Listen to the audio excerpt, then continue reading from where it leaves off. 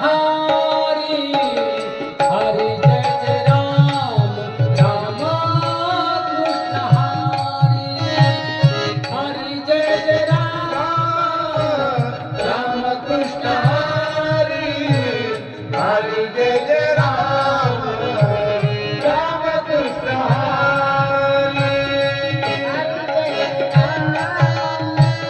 राम कृष्ण हरि हरि जय जय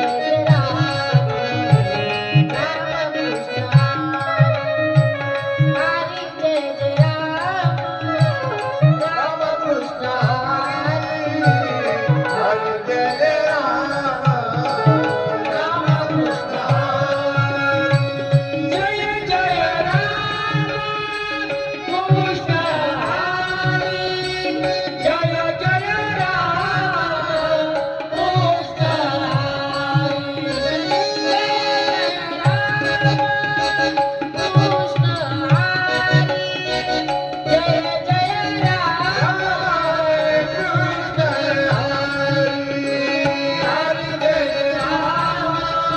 राम कृष्ण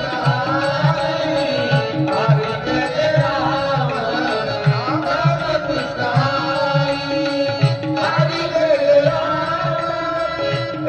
कृष्ण हरी जय जय राम कृष्ण हरी देहाच्या गवालिया जन्ममृत्यूची सोहळ्या ना म्हणून धनंजया जिया परी नमो विठ्ठल राजया पांडुरंगा नमो रुक्मिणी माऊली ज्ञान गंगा नमो पुंडलिका नमो चंद्रभागा नमस्कार माझा रुक्मिणी पांडुरंगा नमो ज्ञानेश्वरा हो नमो ज्ञानेश्वरा नमो ज्ञानेश्वरा हो नमो ज्ञानेश्वरा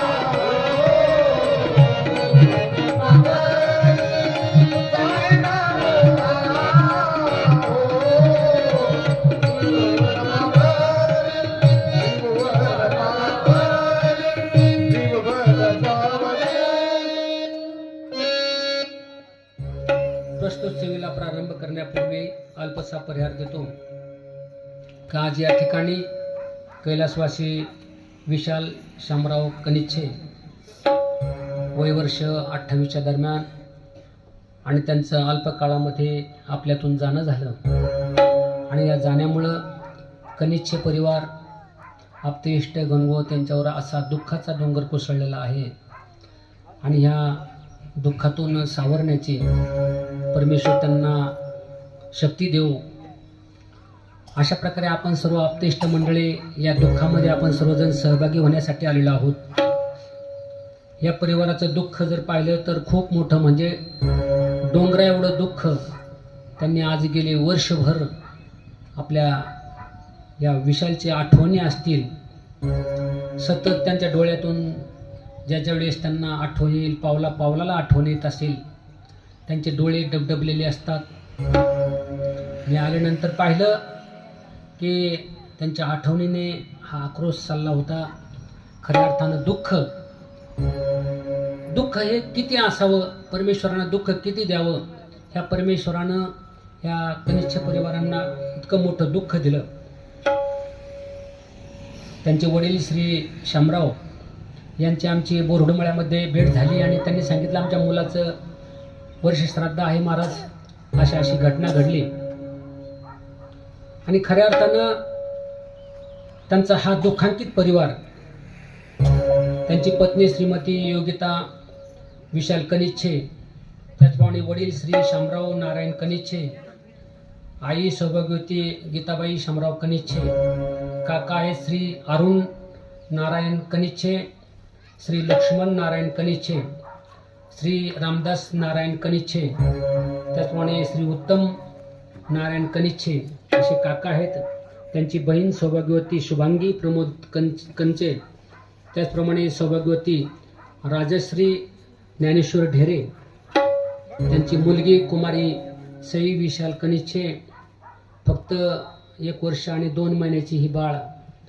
वडिलांचे छत्र ह्या बाळाच्या डोक्यावरून हरपलं. खऱ्या अर्थानं ते मुलीकडे पाहिलं तरी डोळे डबडबतात. त्यांचे दाजी श्री राहुल रामदास काचे, श्री प्रमोद कंचे, त्याचप्रमाणे श्री ज्ञानेश्वर ढेरे, काकी आई सौभाग्यवती लीलाबाई अरुण कनिच्छे, सौभाग्यवती लताबाई लक्ष्मण कनिच्छे, सौभाग्यवती कांताबाई रामदास कनिच्छे, सौभाग्यवती कुसुमबाई उत्तम कनिच्छे, त्याचप्रमाणे आत्या आहे श्रीमती सुमनबाई लालमन काची, सौभाग्यवती अलकाबाई युवराज काची, श्रीमती हौसाबाई युवराज सल्ले, समस्त कनिच्छे परिवार, नातेवाईक गणगोत्र, त्याप्रमाणे समस्त ग्रामस्थ काचीमळा कोकडी, आपण सर्वजण मित्रमंडळ आपल्या ह्या मित्राच्या वर्षश्राद्धाला पुण्यस्मरणाला आपण सर्वजण मित्रमंडळी आलेला आहात. या ठिकाणी भव्य असा मंडप टाकलेला आहे. त्यांच्या आठवणीने आपण सर्वजण जमलेला आहात. आज या ठिकाणी रक्तदान शिबिर पण ठेवलेलं आहे ना. रक्तदान शिबिराचे आयोजन केलेलं आहे. म्हणजे आज पुण्यस्मरण जर म्हटलं ना, पुण्यस्मरण म्हटलं तर पुण्यस्मरणाच्या दिवशी काहीतरी पुण्यकर्म करायचं असतं. आणि पुण्यकर्म का करायचं असतं तर आपल्यातून निघून गेलेल्या चिरात्म्यास चिरशांती लाभावी यासाठी आपण या ठिकाणी जेवढं पुण्यकर्म करता येईल तेवढं पुण्यकर्म करण्याचा आपण या ठिकाणी प्रयत्न करणार आहोत. या ठिकाणी प्रवचनाच्या माध्यमातून ज्ञानदानाचं कार्य, त्याचप्रमाणे अन्नदान, त्याचप्रमाणे रक्तदान असेल, आपल्या जेवढं काही जमेल हे पुण्यदान का करायचं असतं, पुण्यस्मरण का करायचं असतं, हे फार महत्वाचं आहे महाराज. ह्या ओळीमध्ये ज्ञानेश्वर माऊली सांगतात की देहाच्या गावा आलिया जन्म मृत्यूची या सोहळ्या ना म्हणू नये धनंजय जयापरी. एकदा मनुष्य जन्माला आला की त्याला मृत्यू हा ठरलेलाच आहे महाराज. आपण त्याच्यामध्ये काहीच बदल करू शकत नाही. आज विशाल भाऊंना या ठिकाणी आपण म्हणतो त्या ठिकाणी घाटामध्ये स्पीकर जोडत असताना त्या ठिकाणी तारेला टच झाली आणि त्या ठिकाणी त्यांना मृत्यू आला, लाईटचा शॉक बसला. पण कालची जर घटना बघितली तर काय अजितदादांकडे काय कमी होतं महाराज. किती संपत्ती आहे. जर आजारी पडले असते तर सगळे पार्ट बदलले असते शरीराचे. परंतु विधिलिखित असताना महाराज ते विधिलिखित कोणालाच टळलं नाही. देवादिकांना सुद्धा विधिलिखित टळलं नाही. तर आपण पामर आहोत. ज्ञानेश्वर माऊली सांगतात की ललाटीचे लिहिले नमोडे का काही केले, काळे गोरे पण फिटले धुतले फिटवणे. एकदा का आपल्याला त्या ठिकाणी सटवीने आपल्या कर्मावर अक्षर लिहिलं की त्याच्यामध्ये आपण कसलाच बदल करू शकत नाही. परंतु जोपर्यंत आपण या जीवनामध्ये आहोत ना, तोपर्यंत आपण गेलेल्या आत्म्यासाठी आपण काय करू शकतो बुवा, हे महत्वाचं आहे. वर्ष श्राद्ध पुण्यस्मरण आपण का करतो? कारण जन्माला आल्यापासून मरेपर्यंत अनेक सोहळे आपल्या जीवनामध्ये होत असतात. मनुष्य वारल्यानंतर सुद्धा वर्षभरात अनेक सोहळे असतात. मनुष्य गेल्यानंतर सोहळे होतात ते मागच्या नातेवाईकांनी करायचे असतात. आणि जोपर्यंत आपण जिवंत आहोत तोपर्यंत आपल्या जीवनामध्ये अनेक विधी होतात, सोहळे होतात. माणूस गेल्यानंतर कोणते कोणते विधी होतात तर 10वा असेल, 13वा असेल, वर्षश्राद्ध असेल. हे काय आहे तर हे एक काय विधिलिखित आहे. काही 10वे आणि 13वे हे 10व्यामध्ये आपण मागं पुढे करू शकतो कारण तो विधी आहे. परंतु 13वा आणि वर्षश्राद्ध हे शास्त्र आहे महाराज. शास्त्र कधी बदलत नाही. शास्त्रामध्ये बदल करता येत नाही. एखादा भावकीतला मनुष्य जर गेला तर आपण 10वा मागं पुढे करू शकतो. गरुड पुराणामध्ये सांगितलेलं आहे की आपण 5व्या दिवशी, 7व्या दिवशी, 10व्या दिवशी असा प्रकारे 10वा मागं पुढे होतो. परंतु 13वा आहे ना, 13वा मागं पुढे माणसाचा होत नाही महाराज. कारण 13वा आणि वर्ष श्राद्ध हे शास्त्र आहे. शास्त्रामध्ये बदल करता येत नाही. कारण हिंदू धर्म संस्कृतीमध्ये नित्य कर्म सांगितलेलं आहे, नैमित्तिक कर्म सांगितलेलं आहे, त्याचप्रमाणे प्रायचित्त कर्म सांगितलेलं आहे, निषिद्ध कर्म सांगितलेलं आहे. नित्य कर्म कोणतं आहे तर आपण सकाळी उठल्यानंतर देवपूजा करणं, हरिपाठ करणं, भगवंताची सेवा करणं हे नित्य पाठामध्ये मोडलं जातं महाराज. नित्य पाठामध्ये नित्य नियमाने जे केलं जातं त्याला नित्य कर्म म्हणतात. नैमित्तिक कर्म कशाला म्हणायचं तर सण वार उत्सव या दृष्टीने निमित्त मात्र आपण जे करतो. आता जे वर्ष श्राद्ध आहे ते नैमित्तिक कर्मामध्ये मोडलं जातं. काही आहे ते काम्य कर्म आहे. काम्य कर्म म्हणजे काय तर त्या ठिकाणी धंदा असेल, व्यापार असेल, शेती असेल या माध्यमातून जे आपण काही कर्म करतो ते काम्य कर्म म्हटलं जाते त्याला. त्याचप्रमाणे निषिद्ध कर्म सांगितलेलं आहे शास्त्रानं. निषिद्ध कर्म कोणतं आहे तर शास्त्राने सांगितले हे करूच नाही. निषिद्ध जे शास्त्राने सांगितले त्याला करायचं नसतं. पा काय करायचं नसतं द्युतच मांस मदिराची वेश्या मृगार्थ चौर्य प्रदार सेवा येताने सप्त व्यसनाने लोके घोराती घोरम नरकन नयंती. शास्त्राने निषिद्ध कर्म सांगितलेलं आहे. व्यसन करणं, जुगार खेळणं, हरणाची शिकार करणं, दूतच मांस मदिराची वेश्यागमन करणं, प्रदार सेवा येतानी सप्त व्यसनाने लोके घोराती घोरम नरकन नयंती. अशा प्रकारे निषिद्ध कर्म सांगितलेलं आहे पा महाराज. काही कर्म जर सांगितलं ना तर काही प्रायचित्त कर्म आहे. एखाद्याने जर मारलं तर कुठे जातात तो काशीला जातात नाही. मग ते प्रायचित्त घेण्याकरता आपल्याकडून काही जर अपराध घडला असेल तर त्याचं प्रायचित्त घेण्याचं कर्म असतं, ते प्रायचित्त कर्म म्हणतात. काही काम्य कर्म आहे आणि काही निषिद्ध कर्म आहेत पा महाराज. निष्काम कर्म आहे आणि काही सकाम कर्म आहेत. सकाम कर्म म्हणजे काय तर फलाच्या अपेक्षेने जे कर्म केलं जातं त्याला सकाम कर्म म्हणतात. आणि फलाची अपेक्षा न ठेवता जे कर्म केलं जातं त्याला निष्काम कर्म म्हणतात. अशा प्रकारे अनेक कर्माचे प्रकार पडतात पा महाराज. माणूस गेल्यानंतर आपण त्या ठिकाणी अग्निसंस्कार वगैरे करतो आणि घरी येतो. सावड्याच्या दिवशी आपण पुन्हा तिथं जातो. त्या ठिकाणी जीव खडा असतो. तो जीव खडा घेतो आणि आपण कोऱ्या वस्त्रामध्ये बांधून कुठे ठेवतो येड्या बाबळीला आहे नाही. तो खडा असतो, जीव खडा असतो, तो घरी आणायचा असतो. आणि ज्या ठिकाणी आपण कोपऱ्यामध्ये दिवा लावतो, मनुष्य गेल्यानंतर आपण कोपऱ्यामध्ये 10 दिवस तो दिवा आपण 13 दिवस विसू देत नाही. त्या दिव्याच्या प्रकाशामध्ये तो खडा वस्त्रामध्ये बांधून ठेवायचा असतो. मग त्या जीवावर त्या ठिकाणी 13 संस्कार राहिलेले आपले संस्कार जीवनामध्ये असतात. गर्भधान संस्कार, पुसवन संस्कार, असे जातकर्म, नामकरण, अशा प्रकारे अन्नप्राशन, कर्णवेद, अशा प्रकारे अनेक संस्कार 16 संस्कार सांगितलेले आहेत.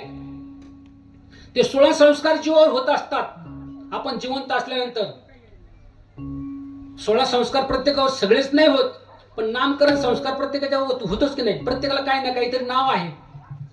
मुलगा असेल तर उजव्या कानामध्ये, मुलगी असेल तर डाव्या कानामध्ये नाव सांगितलं जातं. मुलीचं नाव ठेवलं जातं. मुलाचं नाव असेल तर त्या ठिकाणी समसंख्येमध्ये, मुलीचं विषम संख्येमध्ये नाव असावं. आणि नाव एकदा का ठेवलं, नामकरण विधी माणसाचा ते ठरलेला आहे. संस्कार असतात ना ते 16 संस्कार माणसाच्या जीवावर होत नाहीत. लग्न संस्कार आहे, वानप्रस्थ आहे, संन्यास हा एक संस्कार आहे आणि अंत्यसंस्कार आहेत. कारण अंत्येष्टी एक संस्कार आहे, तो सगळ्यांच्या होतोच. परंतु जन्म झाल्यावर नामकरण हा संस्कार आहे. जीवावर सगळे संस्कार होत नाही, म्हणून तो जीव खडा काय करतात 13 दिवस त्या दिव्याच्या प्रकाशामध्ये त्या ठिकाणी ठेवतात तो जीव खडा. आणि मग राहिलेले 13 संस्कार त्या जीवावर होतात, त्या आत्म्यावर होतात. आणि मग तो जीव आत्मा 13 दिवस आपल्या जवळ असतो बा. गेल्यानंतर 13 दिवस आपल्या घरामध्ये वास्तव्य असतं. आपल्या सर्वत्र जागा असतात राहण्याची, जाण्याची, बसण्याची. त्या ठिकाणी तो जीव आत्मा फिरत असतो, सर्वांना पाहत असतो. आणि 13 संस्कार एकदा का झाले, आपण 13वा एकदा का केला की तो जीव आत्मा आहे ना तो प्रवासाला निघतो महाराज. कुठं आपल्या अनंताच्या प्रवासाला निघतो. आणि प्रवास करत करत करत करत तो जो आत्मा आहे ना तो आत्मा प्रवास करत किती दिवस प्रवास करतो तर 28 दिवस तो आत्मा प्रवास करतो. हे 13 दिवस आणि 28 दिवस तो प्रवास करतो. कुठं यमलोकापर्यंत. 13 आणि 28 किती झाले माझं गणित सरकच आहे मला. 13 आणि 28 41. तर 41 दिवस हा आत्मा आपले 13 दिवस आपल्या घरामध्ये, 28 दिवस प्रवास करतो यमलोकापर्यंत. त्या ठिकाणी 41 दिवस होतात. त्या ठिकाणी वैतरणी नावाची नदी लागते. वैतरणी नदी आहे ना, ती नदी पार करून त्याला यमलोकामध्ये त्या आत्म्याला जायचं असतं. म्हणून तो आत्मा काय करतो, वैतरणीच्या काठावर येतो. ती वैतरणी नदी पाण्याने वाहत नाही महाराज. त्या ठिकाणी श्रीमद भागवतामध्ये 28 प्रकारचा नरक सांगितलेला आहे. त्या नरकाने ती वाहत असते आणि ती नरकाची नदी असते. तिथे जीवात्म्याला पार करून यमलोकात जायचं असते. मग ते जीवाला पोहता येत नाही. मग त्या जीवाला पलीकडे जाण्याकरता तिथं कामधेनू गाय असते. त्या कामधेनू गायीच्या आश्रयाने तो जीवात्मा ते यमलोकापर्यंत जात असतो महाराज. पण ती गाय त्याला सहकार्य करते, ज्यांनी गाय आयुष्यामध्ये कोणाला तरी दान दिलेले आहे. मग ब्राह्मण बा आपण जर गाय दान दिलेली नसतील तर ब्राह्मण बा म्हणतात सोन्याची दान करा, चांदीची दान करा. मग सोन्याची चांदीची देण्यापेक्षा आपण जीवनामध्ये काहीतरी गाय दान करावा. खाटकाला नाही बरं का, खाटकाला नाही, पाळणाऱ्याला दान करावी. मग ती गाय काय करते, आपल्याला पाहते या जीवाने मला काहीतरी पृथ्वीवर सहकार्य केलेलं आहे. मग ती त्याला सहकार्य करते आणि ती वैतरणी नदीतून पार करण्याकरता त्या जीवाला 59 दिवस लागतात. किती? 59 दिवस. ती वैतरणी नदी पार करण्याकरता जीवाला 59 दिवस लागतात आणि तो आत्मा 59 दिवसाचा प्रवास करून यमलोकामध्ये जातो. 59 किती मग सांगितलं, 28 आणि 13 किती झाले, एकूण 100 दिवस झाले बरं का. या 100 दिवसाच्या प्रवासामध्ये तो जीवात्मा आहे ना, तो कुठे झाला, यम दरबारामध्ये पोहोचला होता. यम दरबारामध्ये पोहोचल्यानंतर तिथे एक वकील आहे. कोणता वकील आहे, तर चित्रगुप्त नावाचा वकील आहे. तो वकील त्या ठिकाणी आपल्या त्या ठिकाणी केस उभी राहते. आणि मग आपण आयुष्यभरचे जे काही कर्म केलंय त्या कर्माचा हिशेब किताब त्या ठिकाणी चालतो. किती दिवस चालतो, 265 दिवस चालतो. 265 दिवस ते हे बाकीचे आतापर्यंत झालेले 100 दिवस तिथपर्यंत पोहोचण्याचे, हे मिळून 365 दिवस. आणि हा जीवाचा हिसाब किताब तिथं चालल्यानंतर जीवाला ज्या दिवशी मोक्ष प्राप्त होणार आहे तो आजचा दिवस, म्हणून वर्ष श्राद्ध महाराज. 365 दिवसाचं वर्ष होतं आणि जीवात्म्याचा हिसाब त्या ठिकाणी पूर्ण होतो. मग कोणी कोणाचा बांध कोरलेला असेल, कोणाची चोरी केलेली असेल, कोणाच्या गंजीला आग लावली असेल, कोणाच्या घरामध्ये आग लावली असेल, कोणाचं घर फोडलं असेल, ते चित्रगुप्त सर्व तिथं विचारतो. मग ते जीवाचा हिसाब होतो. पुण्य केलं असेल तर स्वर्ग लोकांमध्ये जाता येतं, पाप केलं असेल तर नरक लोकांमध्ये जाणार तो मनुष्य, त्या ठिकाणी तो जीवात्मा. आणि जर त्या ठिकाणी जीवाचं पाप आणि पुण्य समान झाला असेल तर पुन्हा मनुष्य देव प्राप्त होतो. किंवा त्या जीवाने जर जास्तच पुण्य केलं असेल तर जीवाला मोक्ष प्राप्त होण्याचं साधन, मग जीवन मुक्तीचा जो विषय आहे, जीवन मुक्तीचा जो दिवस आहे ना, तो वर्ष श्राद्धाचा दिवस. मग वर्ष श्राद्ध माणसाने का करायचं, त्याला दुसरं नाव पुण्यस्मरण आहे महाराज. त्या जीवात्म्याने आयुष्यभर केलेलं पुण्य, जीवाने आपण आयुष्यभर केलेलं पुण्य आणि त्यांच्या नातेवाईकाने जे काही वर्षभर पुण्य केलं आणि आजच्या वर्ष श्राद्धाच्या निमित्तानं अन्नदान केलं असेल, रक्तदान केलं असेल, काय जे दान पुण्यकर्म केलं असेल, त्या पुण्याची बेरीज होते आणि त्या पुण्याच्या बेरजेने त्या जीवात्म्याला त्या ठिकाणी सद्गती प्राप्त होण्याचा मार्ग आहे महाराज. म्हणून आजचं हे पुण्यस्मरण आपण करतो. बरोबर, तो जीवात्मावरती गेल्यानंतर एकदा का त्या प्रवासाला लागला, 13 दिवस आपल्या घरामध्ये थांबला आणि तिथून प्रवास करत सुरू झाला, त्या जीवात्म्याला सुद्धा भूक लागते महाराज. दर महिन्याला त्या जीवाला भूक लागते. म्हणून आपण काय करतो महाराज, महिना जेवू घालतो ना, आपण काय करतो, महिना जेवू घालतो. त्या आत्म्याच्या आपण प्रित्यर्थ आपण काय करतो, एखादा मनुष्य आपल्या घरामध्ये महिन्याला जेवू घालतो आणि जेवू घातल्यानंतर काय होतं, तर ते अन्न त्या माणसाला प्राप्त होत असतं आपल्या घरातल्या महिन्याला. तर तुम्ही म्हणाल इथं अन्नदान केलेलं तिथं त्या जीवात्म्याला प्राप्त कसं होतं बुवा, हे शंका आहे ना. आपण खाल्ला आता आणि ते जीवात्म्याचं पोट भरतं का, असं कसं होईल महाराज. आता इलेक्शन आले ना, मतदान आले ना, मग प्रत्यक्ष नेता आपल्या समोर आहे का, नाही. मग आपण काय करतो, ते बटन दाबलं, ते बटन दाबलं का कोणाला भेटतं, तो नेता कोणत्या गावात, पुण्याला असेल, मुंबईला असेल, तिकडं पुढं असेल, तिकडे त्याला ते प्राप्त होतं. जसं इकडे बटन दाबलं तर ते मत आपल्या त्याला प्राप्त होतं. सोपं उदाहरण सांगेल, प्रत्येकाकडे आता मोबाईल आहे, मोबाईल आहे ना प्रत्येकाकडे. आता तुम्ही काय करा, 98 34 60 14 38 ह्या नंबरला फोन पे करा, 10,000 रुपये करा, तुम्हाला काय हरकत नाही, करा. 98 37 60 14 38 ह्या नंबरला फोन पे करा. तुम्ही तिकून 10 नाही 50,000 सोडा, माझ्या मोबाईलला येणार ते. येते की नाही? तसं आपण इकडं अन्नदान केलं ना त्या जीवात मला पोचतं मला. कारण पांडवांनी सुद्धा त्या ठिकाणी राजस्व यज्ञ केला होता. पांडवांनी राजस्व यज्ञ केला होता. त्यांच्या वडिलांना म्हणजे पंडूराजाला नरक दिसत होता स्वर्गातून. स्वर्गात होते पंडूराजा पण त्यांना नरक दिसायचा. तर नारद महर्षी म्हटले तुमच्या मुलांना काही निरोप सांगायचा आहे का? ते म्हटले काय नाही हो, म्हटले मी स्वर्गामध्ये आहे परंतु माझ्या मला इथून नरक दिसतोय, मला इथून नरक दिसतोय, एवढा नरक दिसण्याचा बंद करा. तर ते म्हटले तुमच्या मुलांनी जर अन्नदान केलं ना पृथ्वीवर तर नक्की ती मला प्राप्त होईल. मग पांडवांनी ते राजस्व यज्ञ केला आणि पंडूराजाला त्या ठिकाणी नरक दिसायचा बंद झाला. म्हणजे शास्त्रातले उदाहरण आहे महाराज. अन्नदान केलं त्या जीवात मला प्राप्त होतं. कर्ण आहे ना कर्ण, बर का, कर्ण आहे ना कर्ण. कर्ण खूप पुण्यवान होता. कर्णासारखा दानशूर नव्हता महाराज. पण कर्णाने काय केलं माहिती का? कर्ण खूप चांगला होता. त्या ठिकाणी कर्णासारखा दानशूर नव्हता, कर्णासारखा योद्धा नव्हता. पण कर्णाने संगत काय केली? दुर्जनाची संगत केली महाराज. संगती कशी असावी माणसाची? मित्र असावा पण संगत चांगल्याची असावी. संगती करावी सदा सज्जनाची, संगती करावी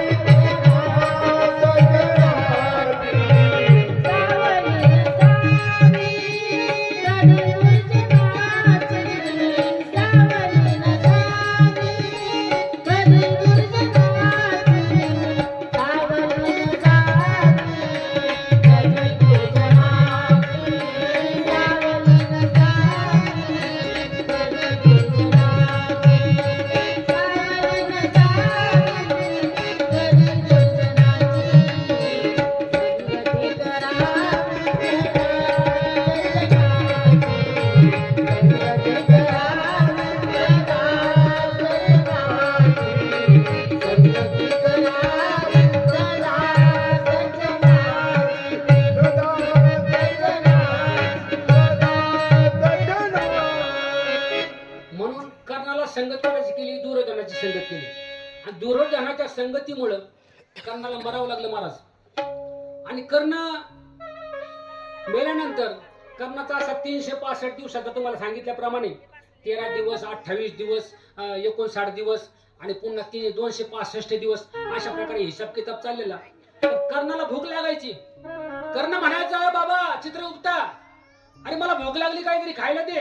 1 महिना झाला की महिन्याने भूक लागायची.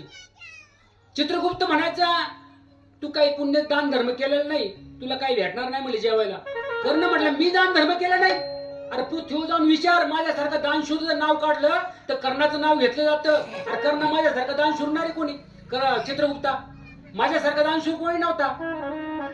अरे कर्णा तू दान दिलं बरं का, पण तू अन्नदान नाही दिलं. अन्नदान नाही दिलं.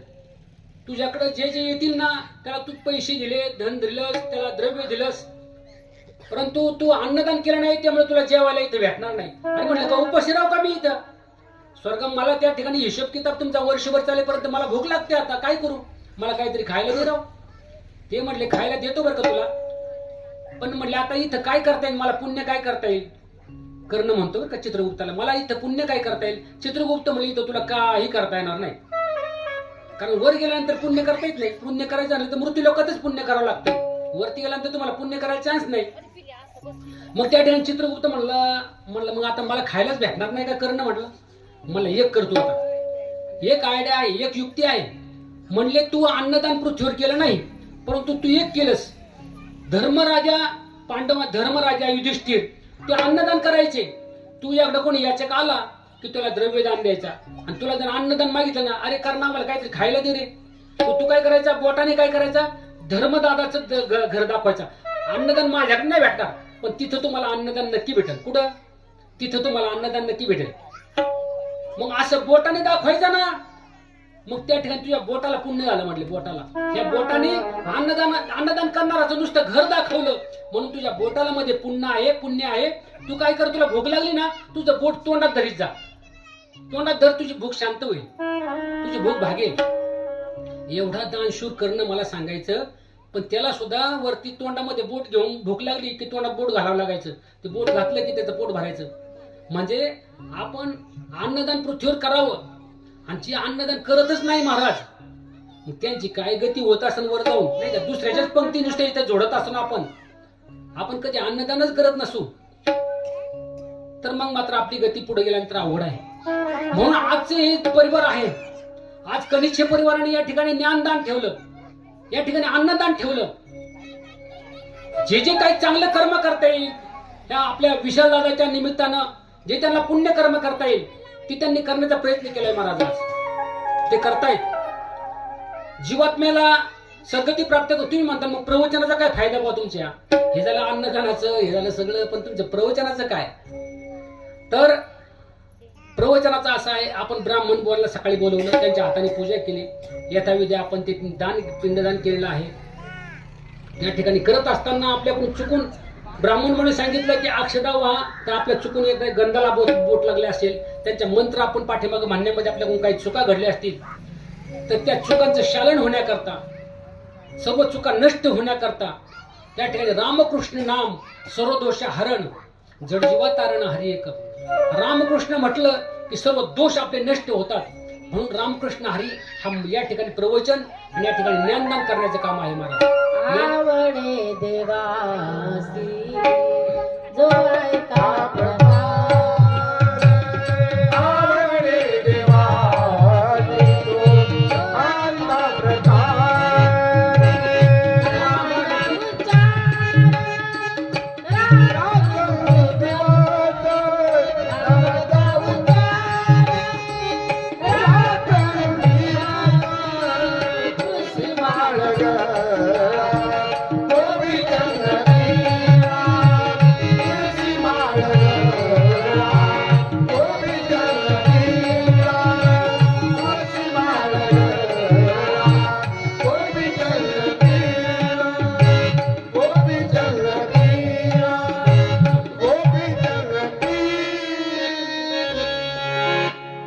अशा प्रकारे जीवनामध्ये आल्यानंतर माणसाला हे कर्म करायचे असतात.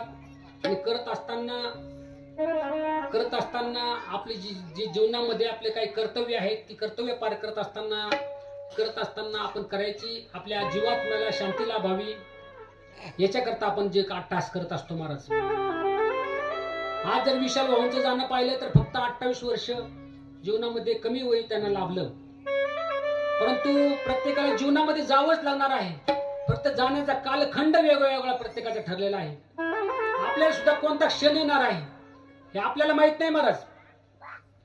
जीवन आहे ना, हे नरदेह हा दुर्लभ आहे, पण दुर्लभ असून सुद्धा हा त्या ठिकाणी क्षणिक आहे. कधी जाईल त्याचं सांगता येत नाही महाराज. नरदेह दुर्लभ जाणारे शतवर्षाची गणना. नरदेह दुर्लभ जाणार तुम्ही वासुदेव वासुदेव म्हणा. नरदेह दुर्लभ जाणारे तुम्ही वासुदेव वासुदेव म्हणा. शतवर्षाची गणना तुम्ही वासुदेव वासुदेव म्हणा. वर्षाची गणना तुम्ही वासुदेव वासुदेव म्हणा. त्यामध्ये दुःख यातना तुम्ही वासुदेव वासुदेव म्हणा.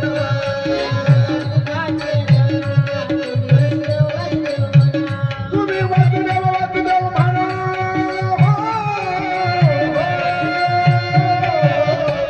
तुम्ही वासुदेव वासुदेव म्हणा. तुम्ही वासुदेव वासुदेव म्हणा. वासुदेव वासुदेव म्हणा. तुम्ही वासुदेव वासुदेव म्हणा. वासुदेव वासुदेव म्हणा. तुम्ही वासुदेव वासुदेव म्हणा.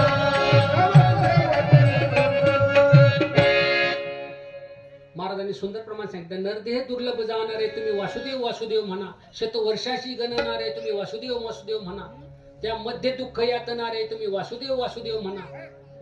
100 वर्षाचं आयुष्य लाभलं, परंतु ते झोपेमध्ये निम्म निघून गेलं, काही बालपणामध्ये निघून गेलं, काही म्हातारपणामध्ये, काही आजारपणामध्ये, काही तारुण्याच्या मधामध्ये निघून गेलं. मग आपल्याला भगवंताची सेवा करण्याकरता, नाम घेण्याकरता काही उरलं नाही. सांगण्यात तात्पर्य, जीवन हे मनुष्य देह दुर्लभ आहे.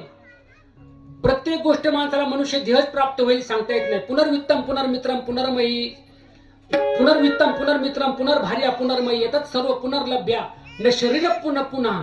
हे शरीर आपल्याला पुन्हा पुन्हा मिळणारा शरीर नाही महाराज. एकदाच हा मनुष्य देह मिळाला, पावला हा देह कागटाळी नाही, न घडो उपाय घडो आले. आंधळ्याच्या हातामध्ये कावळा सापडावा त्याप्रमाणे आपला नरदेह सापडला. मग याचा आपण त्या ठिकाणी कसं सद्गतीपर्यंत आपल्याला नेता येईल, भगवंतापर्यंत कसं जाता येईल हा जीवाने विचार केला पाहिजे. पा मनुष्य देह अनमोल रे, मिट्टी में ना घोल रे, अब तो मिला है फिर ना मिलेगा, कभी नहीं कभी नहीं, अब तो मिला है फिर ना मिलेगा, कभी नहीं कभी नहीं कभी नहीं. मनुष्य जन्म अनमोल रे, मिट्टी में ना घोल रे, अब तो मिला है फिर ना मिलेगा, कभी नहीं कभी नहीं.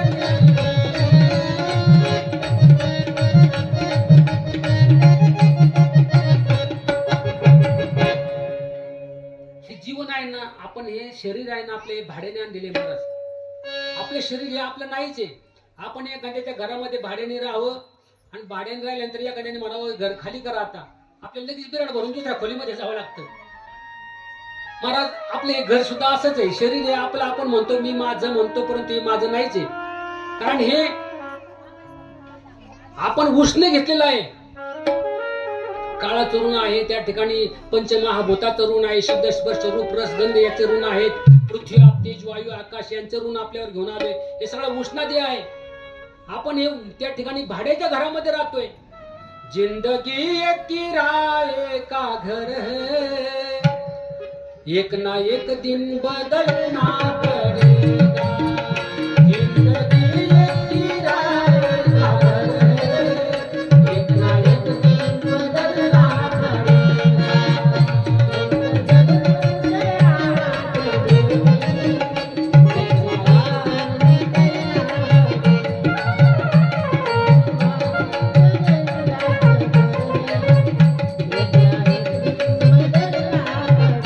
पड़ेगा. मौत जब तुझको आवाज़ देगी, घर से बाहर निकलना पड़ेगा. मौत जब तुझको आवाज़ देगी, घर से बाहर निकलना पड़ेगा.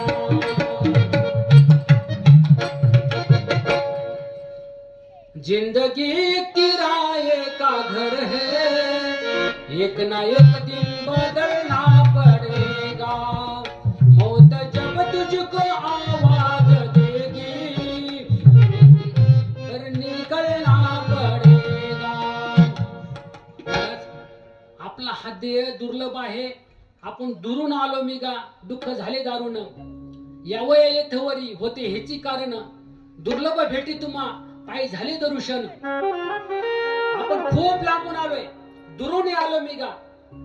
कारण तुकोबराय सांगतात आम्ही वैकुंठवासी आलो याची कारण अशी, बोलिले जे ऋषी साच भावे वर्ताया. आपण म्हणतो हे घर माझं, हे आप्तेष्ट माझे, परंतु आपण खूप दुरून आलेलो आहे आणि आपल्याला परत आपल्या घराच्या मुक्कामाला जायचंय.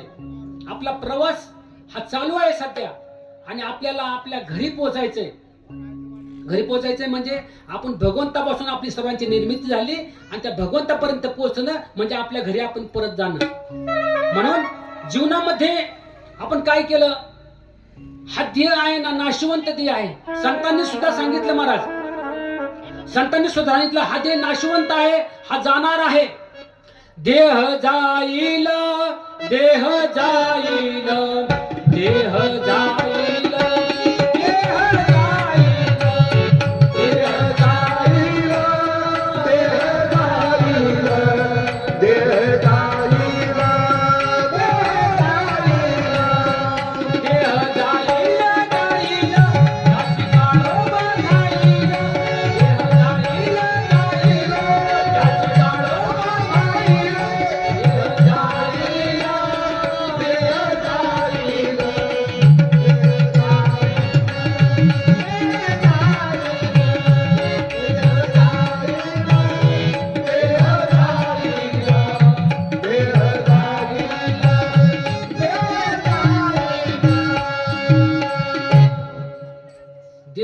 जाणार आहे.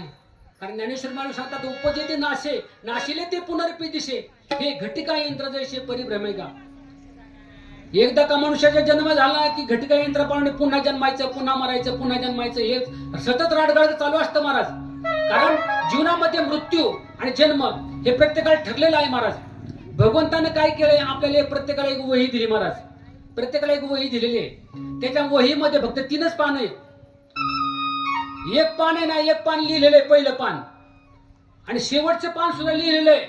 त्याच्यावर आपल्याला लिहिता येणार नाही, पण अभ्यास करण्याकरता एक वही, मधलं पान कोरं दिलं महाराज आपल्याला भगवंतानं. आयुष्यभर त्या ठिकाणी मधल्या पानावर आपल्याला काय लिहायचं ना ते आपण लिहायचं त्याच्यावर. म्हणजे पहिलं पान म्हणजे जन्माचं पान. त्या वहीच्या पहिल्या पानावर भगवंताने जन्म तुमचा कुठं होणार आहे, कधी होणार आहे, तुमचे आई वडील कोण असणार आहेत, हे भगवंताने ठरवले. आई वडील ठरवायचं, आपल्या कोणाच्या आई वडिलांच्या पोटी आपला जन्म व्हावा ते आपल्या हातात जर असतं ना, तर टाटा बिर्ला अंबानीच्या घरामध्ये गर्दी झाली असती महाराज प्रत्येकाची. श्रीमंताच्या घरात आपण म्हटलं होतं आम्हाला गरीबाच्या घरात जन्मच नको बा, परंतु आईबाप कोणते असावेत हे आपल्या हातात नाही. आपल्या जन्माचं कुठं जन्म व्हावा, कधी व्हावा हे आपल्या हातात नाही. जन्माचं पान हे भगवंताच्या हातात आहे. आणि शेवटचं पान सुद्धा आपला मृत्यूचं पान ते लिहून ठेवले पहिलेच. मृत्यू कधी होणार आहे, कुठं होणार आहे, किती वेळाने, किती वाजून, किती मिनिटांनी मृत्यू आहे, हे सगळं ठरलेले महाराज आपल्या गणित. त्याच्यामुळे शेवटचं पानावर सुद्धा लिहिलेलं आहे. त्याच्यामध्ये आपण बदल करू शकत नाही. पण जे मधलं पान कोरं आहे ना, त्या कोरा पानावर आपण नक्की लिहू शकतो महाराज. आपण जीवनामध्ये कोणतं कर्म करायचं, चांगलं कर्म करायचं ना, ती चांगल्या कर्माने आपलं ते पान भरलं पाहिजे. जीवनामध्ये सत्कर्माने आपलं ते मधलं पान भरलं पाहिजे. आपल्याला सद्गती प्राप्त होण्यासाठी ते मधलं पान आहे ना, ते मधलं पान आपण व्यवस्थित लिहिलं पाहिजे महाराज. म्हणून जीवाला प्रत्येकाला जे स्वातंत्र्य दिलं ते मधलं पान लिहिण्याचं दिलं महाराज. म्हणून विशिष्ट पुण्य केलं.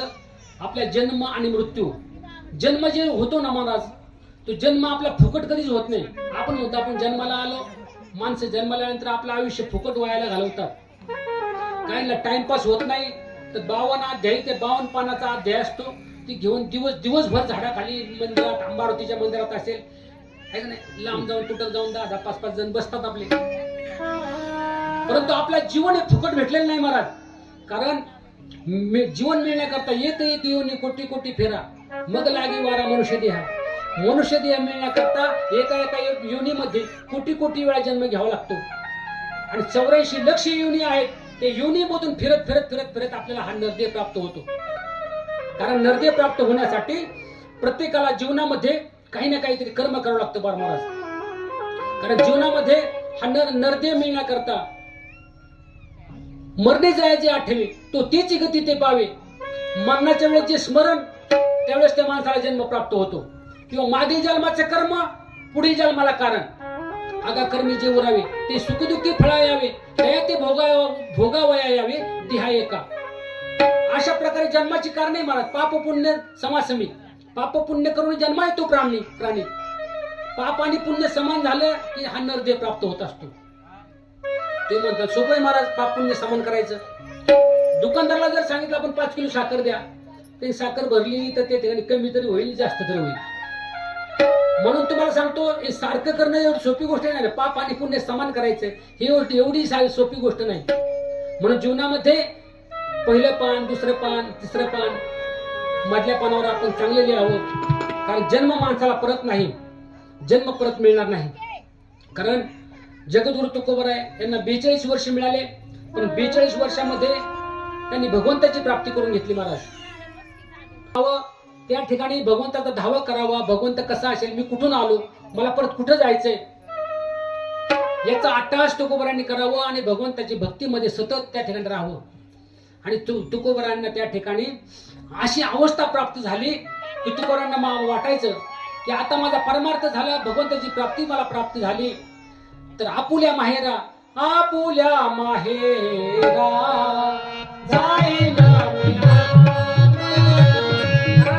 Yeah.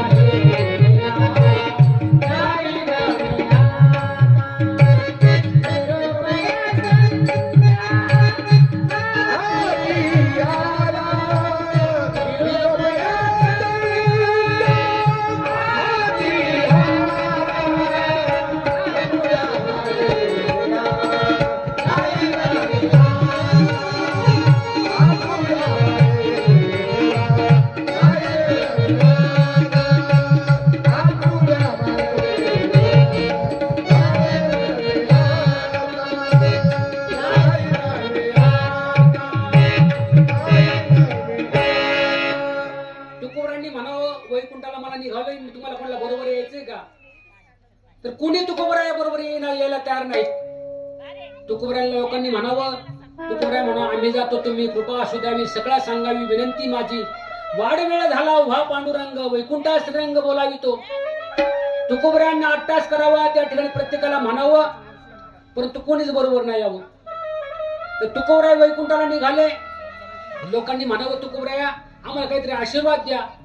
तर तुकोबरायांनी म्हणावं कर्मधर्म तुमचे असावे, असो वे कल्याण, हे घ्यावं तर सिद्ध माझे.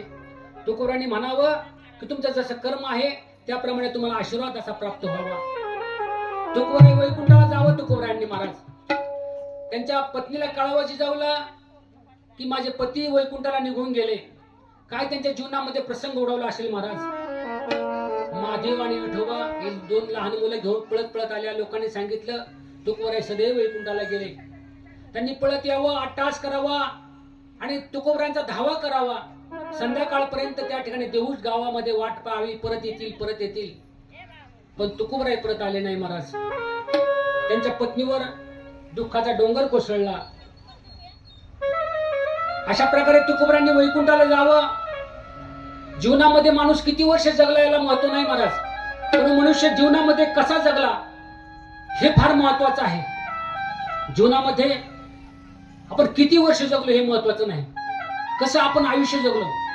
आपण जर असं जीवन जगावं माणसानं, आपण जर एखाद्या ठिकाणी बसलो तर 4 माणसांनी आपल्या जवळ येऊन बसावं महाराज. आपण जर उभं राहिलं तर 4 माणसांनी आपल्या जवळ उभं राहावं. आपण चालायला लागलो तर 4-10 माणसांनी आपल्या बरोबर चालावं. आणि आपण जर जगाचा निरोप घेऊन गेलो तर 4-2 माणसाच्या डोळ्यामध्ये पाणी यावं, असं जीवन जगावं. असं म्हणू नये लोकांनी की बरं झालं व गावातली कीड गेली, गावात खूप वाईट मनुष्य होता, बरं झालं गेला, असं कोणी म्हणू नये. माणसाला असं जीवन जगावं. मरावे परी कीर्तिरूपी ओरावे, मरावे परी कीर्तिरूपी ओरावे. ज्ञानेश्वर माऊली असतील, ज्ञानेश्वर माऊलींना तू का म्हणे का मरणे दिसरे, का म्हणे का मरणे दिसरे, तू का म्हणे का मरणे दिसरे, तू का म्हणे का मरणे दिसरे,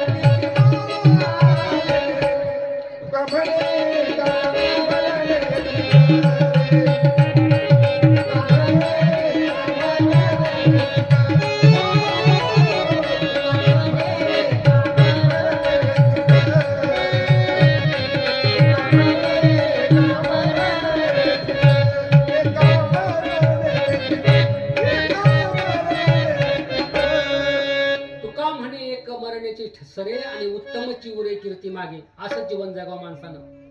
ज्ञानोबराय जर पाहिलं तर ज्ञानोबरायांनी जीवनामध्ये त्यांचे आई वडील त्यांना लहानपणी सोडून गेले असताना माऊलींच्या जीवनामध्ये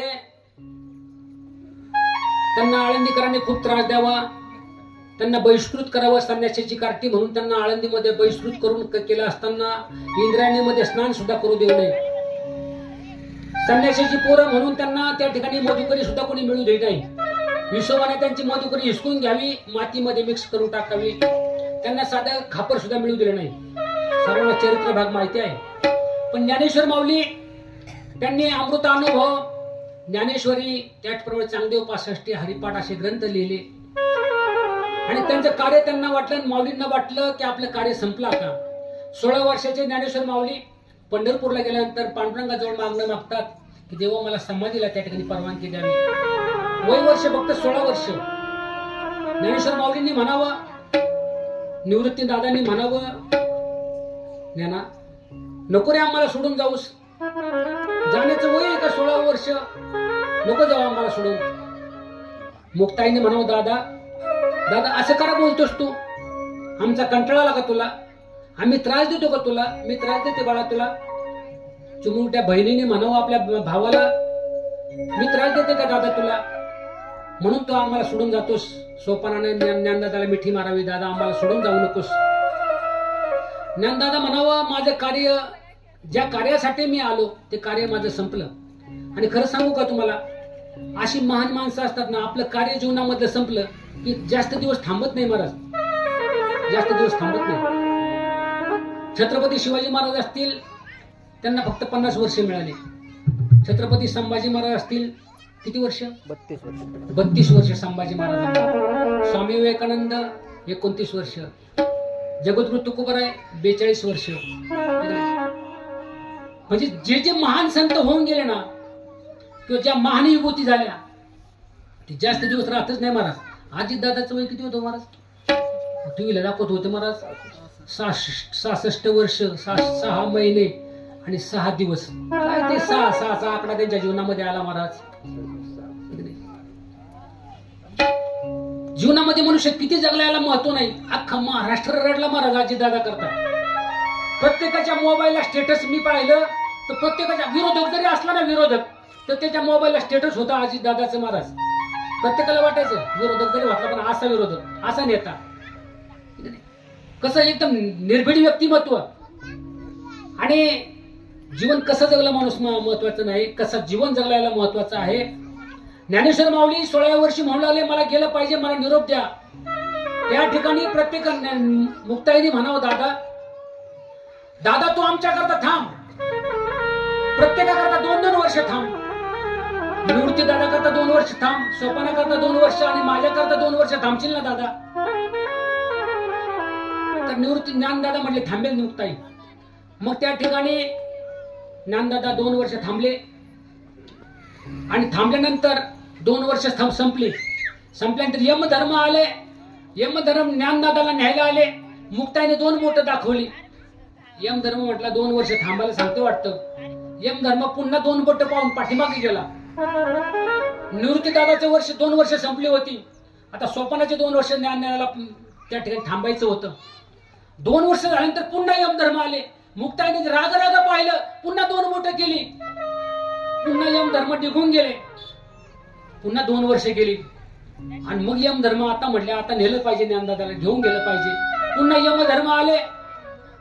आणि यमधर्मानंतर मुक्ताईने 2 बोटं पुन्हा केली. मुक्ताई करताही 2 वर्ष ज्ञानदादा थांबले. मात्र 6 वर्ष झाल्यानंतर यमधर्म आले. पुन्हा मुक्ताईने 2 बोटं केली. यमधर्म म्हणले, आता कशा करता 2 बोटं केलीस? तर मुक्ताई म्हटली, अरे काळ तोंडे यमा, तुला समजतं का काही? माझ्या ज्ञानदादाला तू नेऊ शकत नाहीस. मी 2 बोटं याच्या करता तुला करते, त्याचा तुला अर्थ नाही समजला. अरे हे 2 बोटं याच्या करता केली, जोपर्यंत चंद्र आणि सूर्य आहेत तोपर्यंत माझ्या ज्ञानदाला तू नेऊ शकत नाहीस.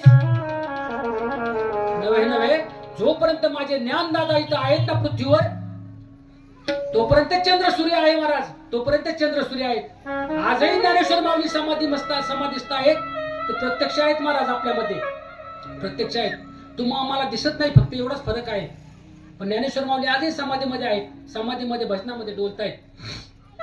ज्ञानेश्वर माऊलींना त्या ठिकाणी 22 वर्ष झाले ज्ञानदादांनी समाधी घ्यायचं ठरवलं. सिद्धेश्वराच्या मंदिरासमोर समाधीस्थ होण्यासाठी ज्ञानदादा त्या ठिकाणी प्रविष्ट झाले. समाधीला समाधी करत असताना समाधीची जागा झाडण्याकरता नामदेवाची 4 मुलं पाठवली. नारा, विठा, गोंदा, माधा पाठविला, आहे का नाही? झाडविली जागा त्या ठिकाणी समाधीची जागा झाडून स्वच्छ केली. त्या ठिकाणी दुर्वा आणली, फुलं आणली, तुळस आणली, त्या ठिकाणी अंथरली. पांढरं वस्त्र त्या ठिकाणी अंथरलं आणि त्या ठिकाणी समाया लावल्या महाराज. आजही ते तेवत आहेत तशाच्या तशा. त्या समाया लावल्या आणि त्या ठिकाणी ज्ञानेश्वर माऊली समाधीस्थ बसले. समाधीस्थ बसल्यानंतर तिथे अवस्था काय झाली असेल महाराज? ज्ञानेश्वर माऊलींनी ज्ञानेश्वरी समोर ठेवली आणि 3 वेळा त्यांनी हात जोडले आणि त्या ठिकाणी ज्ञानेश्वर महाराज समाधीस्थ झाले. त्या ठिकाणी निवृत्ती दादांना काय झालं? निवृत्ती अवस्थेमध्ये निवृत्ती पोचलेले, पण निवृत्तीच्या सुद्धा हृदयाचा बांध फुटला महाराज. ज्ञानदादा आपल्याला ज्ञान सूर्य लोपला. हा ज्ञान सूर्य आज पृथ्वीवरचा लोपला. म्हणून निवृत्ती दादांचे डोळे भरून आले आणि निवृत्ती दादा रडू लागले. ओसंडोनी निवृत्ती आलिंगो लागला अनेकांच्या डोळा अश्रू येते हो अनेकांच्या डोळा अश्रू येते अनेकांच्या डोळा अश्रू येते अनेकांच्या डोळा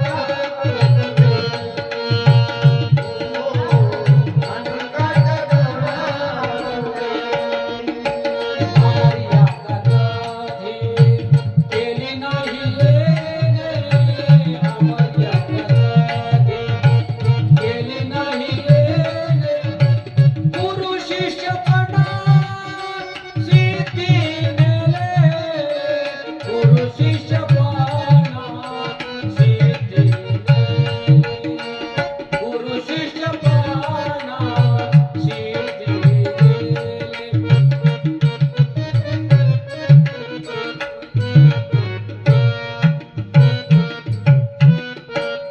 त्या ठिकाणी काय अवस्था झाली त्या भावंडाची निवृत्ती दादा रडतायत मुक्ताई अंग टाकते सोपाना त्या ठिकाणी जमिनीवर लोळतोय ज्ञानदादाच्या समाधीचा चिरा बसवला आणि ज्ञानदादा आपल्यातून निघून गेले महाराज त्या ठिकाणी समाधीस्थ झाले ज्ञान सूर्य लोकला त्या ठिकाणी बांधल्या पेंडीचा सुटला शाळा तृण रानमाळा पांगलेसे त्या ठिकाणी ज्याप्रमाणे आपली पेंडी आणि गवताची बांधावी आणि तिचा आळा सुटावा आणि वाळवट आल्यानंतर वारा आल्यानंतर ज्याप्रमाणे तृण त्या सगळ्यांनी गवत हे संपूर्ण रानमाळ पांगावं त्याप्रमाणे प्रत्येकाच्या मनाची अवस्था झाली महाराज मुंगीच्या व्यवहारा लागलीशी आग मुंगीच्या वारुळाला एखादी आग लागावी आणि ज्याप्रमाणे त्या मुंग्यांची पळापळ व्हावी त्याप्रमाणे असं झालं महाराज नदीच्या माशा घातले माझं वन तैसे जनवन कालवले नदीच्या माशांना जसं आपण त्या ठिकाणी भुलीचं औषध टाकावं आणि ती माशांची जी तडफड व्हावी त्याप्रमाणे प्रत्येकाचं अंतःकरण उद्विग्न झालं की ज्ञानेश्वर माऊली आपल्या सगळ्यांना त्या ठिकाणी ज्ञानसूर्य लोकला म्हणून सगळ्यांनी त्या ठिकाणी ओसंडून रडावं अशा प्रकारे ज्ञानेश्वर महाराज ज्यावेळेस आपल्याला सोडून गेले ना त्यावेळेस अशी अवस्था झाली महाराज म्हणून माणसाने जीवनामध्ये किती जीवन जगला कसं जगला याला महत्व आहे प्रत्येकाला जीवनामध्ये जाणं आहे परंतु माणसाने जीवनामध्ये असं कार्य करावं की भगवंताने आपल्याकडे भेटण्याकरता यावं कारण जीवन जगत असताना भगवंताची प्राप्ती करणं हे प्रत्येक जीवाला महत्वाचं आहे भगवंताची प्राप्ती आपल्याला करता नाही आली तर नाहीतरी गेला जन्मवाया सांगतो तुम्हासी भजारे विठ्ठला सांगतो तुम्हासी भजारे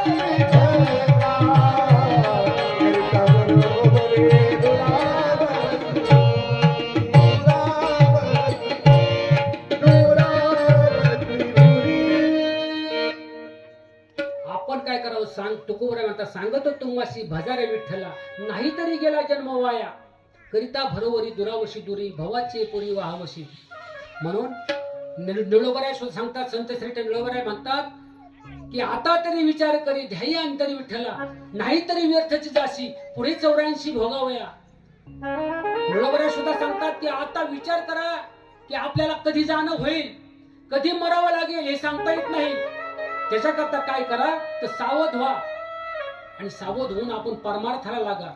आले देवाजीच्या मना देवाजीच्या कोणाचे तारेला,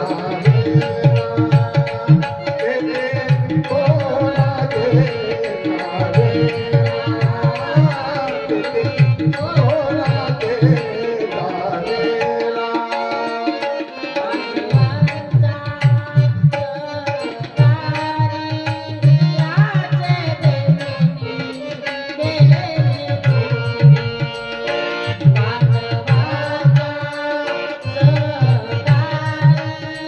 तारेला,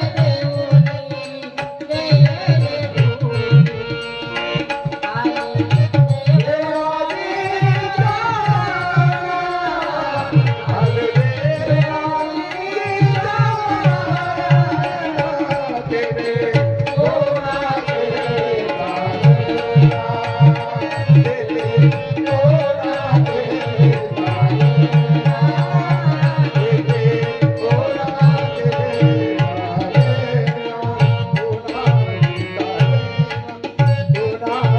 तारेला. देवाच्या मनात आलं की माणसाला त्या ठिकाणी जन्म मरण हे देवाच्या हातामध्ये आहे. हे आपल्या हातात नाहीच आहे महाराज. पितामह भीष्माचार्यांनी किती पुण्य केलं होतं. पितामह भीष्माचार्य पाहिलं तर त्यांच्या जीवनामध्ये खूप पुण्य त्यांचं, परंतु त्यांना शरपंजरी पडावं लागलं. 113 बाण त्यांच्या अंगामध्ये घुसलेले आणि भीष्माचार्य शरपंजरी अवस्थेमध्ये पडलेले.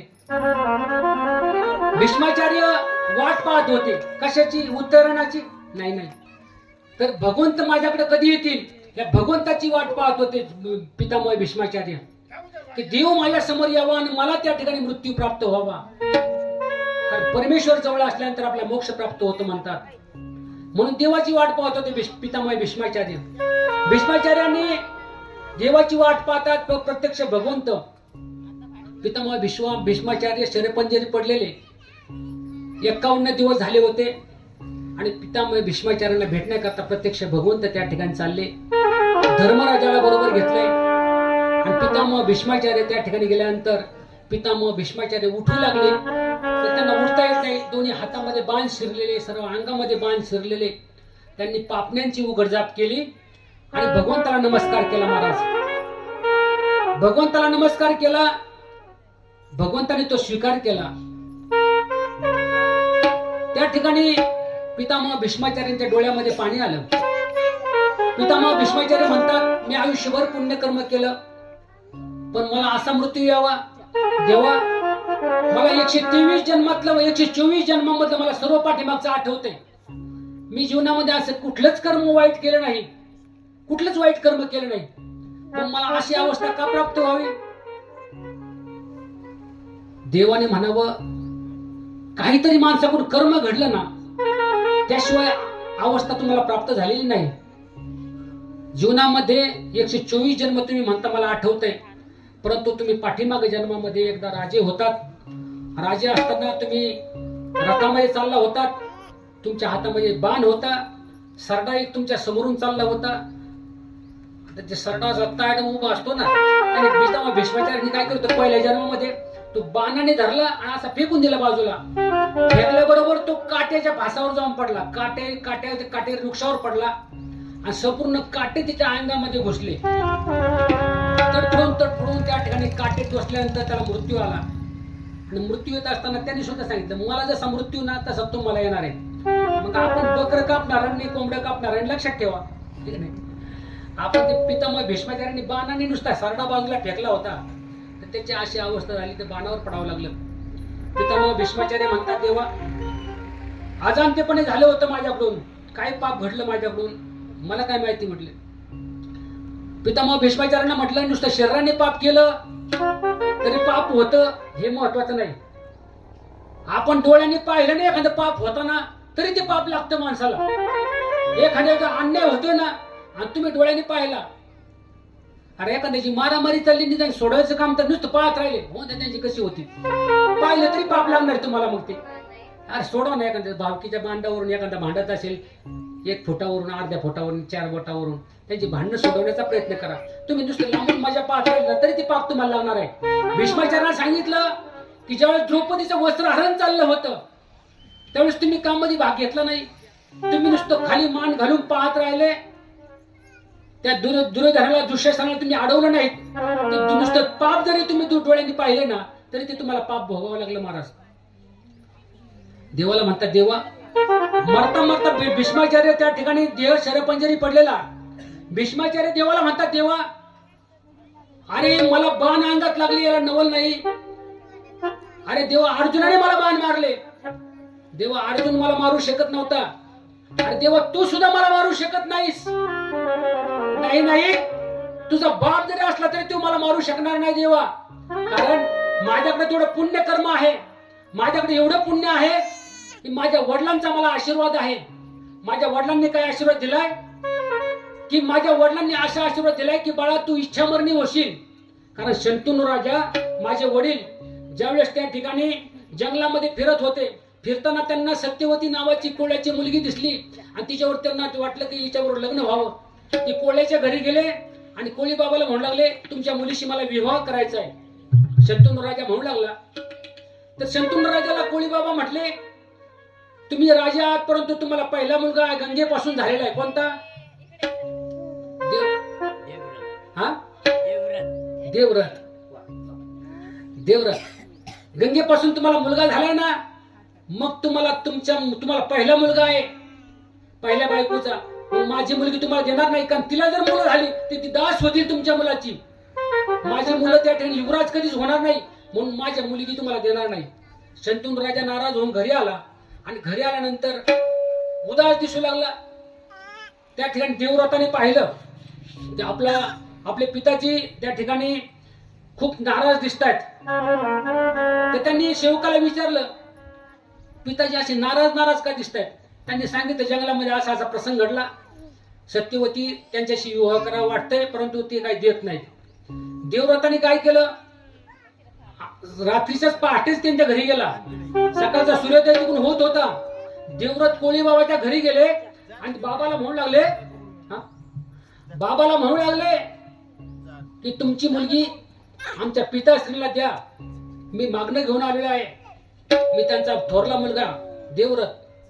तर म्हणले, तुझ्यामुळे तर देत नाही. म्हटले, मी तू पहिला थोरला मुलगा आहेस ना म्हणून मी तुला देत नाही, कारण तू लग्न केलंस, तू राजगादीवर बसशील आणि ह्या मुलीला राहिली मुलं दास होतील, त्यामुळे मी देत नाही. देवव्रत म्हटला, माझ्यामुळे जर तुम्ही मुलगी तुमची देत नसाल, मी राजगादीचा त्याग करतो आणि मी या ठिकाणी प्रतिज्ञा करतो. सूर्याकडे पाहून त्यांनी प्रतिज्ञा केली की मी त्या ठिकाणी गादीवर कधीच बसणार नाही. आणि अशी प्रतिज्ञा करतो की मी आयुष्य, म्हणजे तू नाही बसला तर तुझी मुलं बसतील.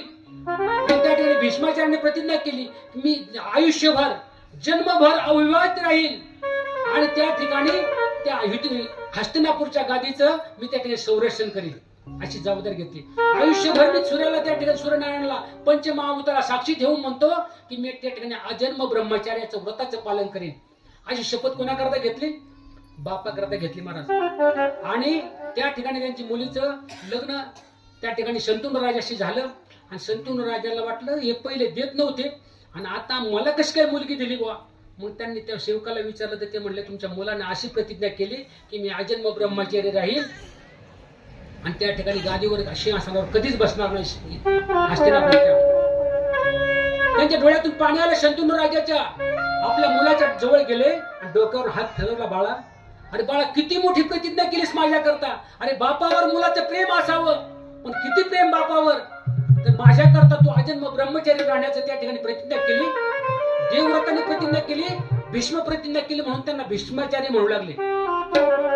भीष्म प्रतिज्ञा केली, अजन्म ब्रह्मचार्याचे पालन केलं. आणि त्या ठिकाणी बापाने आशीर्वाद दिला शंतनू राजाने, बाळा तुला मी आशीर्वाद देतो की तू इच्छामरणी होशील. तुला कोणीच मारू शकणार नाही. तुझ्या मनात आलं तरच तू मरशील, नाही तर तू मरू शकणार नाही. कोण सांगते? भीष्माचार्य देवाला म्हणतात, देवा मला असा माझ्या बापाचा आशीर्वाद आहे, म्हणून आपल्या आई बापाचा आशीर्वाद घेत चला बरं. एक वेळ देवाच्या पाया नका पडू महाराज, पण आई बापाच्या पायावर डोके ठेवा, हात ठेवा. ज्याने आपापल्या आई बापांच्या पायावर हात ठेवले त्याला समाजापुढे हात पसरण्याची गरज कधीच पडत नाही, कधीच पडत नाही. काशीला जाई कोणी पंढरीला जाई, काशीला जाई कोणी पंढरीला जाई, चारिधाम माझ्या घरी बापानी आई, चारिधाम माझ्या घरी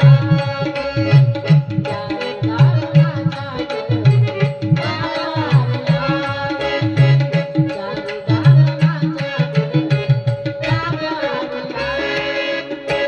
माय माऊलीने माझ्या घडविलं पिंड, मी त्याने केले माझे बळवंत. माय माऊलीने माझ्या घडविलं पिंड, मी त्याने केले माझे बळवंत. काशीला जाई कोणी पंढरीला जाई, काशीला जाई कोणी पंढरीला जाई, चारिधाम माझ्या घरी बापानी आई, चारिधाम माझ्या घरी बापानी आई, चारिधाम माझ्या घरी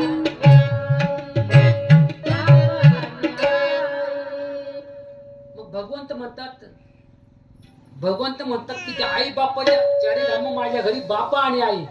सुंदर अशा प्रकारे प्रमाण दिलं. आई बापाच्या पायावर डोकं ठेवलं.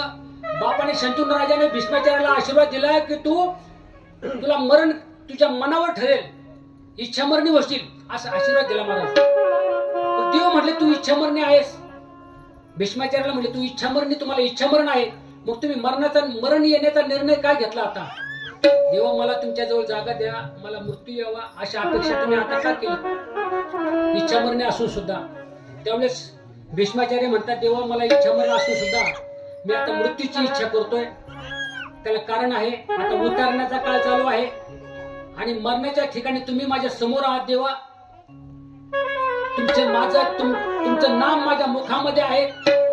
1000 नावाने भीष्माचार्याने त्या ठिकाणी भगवंताची स्तुती केली होती आणि श्री व्यासाने 1.25 लाखाचं त्या ठिकाणी महाभारत लिहिलं. त्याच्यामध्ये पितामह भीष्माचार्याने 1000 नावाने भगवंताची स्तुती केली. ती स्तुती त्याच्यामध्ये लिहिली गेली. भगवंताचं नाम घेतलं, ती लिहिली गेली महाराज महाभारतामध्ये. आणि प्रत्यक्ष गणपती बाप्पा ते महाभारत यायला होते. पितामह भीष्माचार्याने 1000 नावाने भगवंताची स्तुती केली. देव म्हणतात तुम्ही इच्छामरणी असताना आता मृत्यूची अपेक्षा का करता? देवा खरं सांगू, तुमच्या मनात आलं ना, तुमच्या मनात आलं मी जगू नये म्हणून मी मरतोय. ज्यावेळेस म्हणले मी अर्जुनला बाण मारत होतो देवा, मी असा बाण मारला अर्जुनाला, त्याच्या मुकुटाला चाटून गेला, तर अर्जुन रथातून खाली त्या ठिकाणी रथामध्ये मूर्छित होऊन पडला.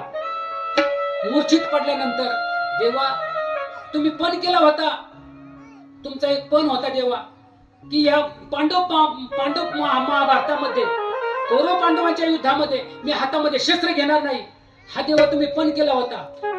परंतु देवा तुमचा पण मी मोडायला लावला. देवा तुम्ही अर्जुन खाली पडल्याबरोबर तुम्ही काय केलं?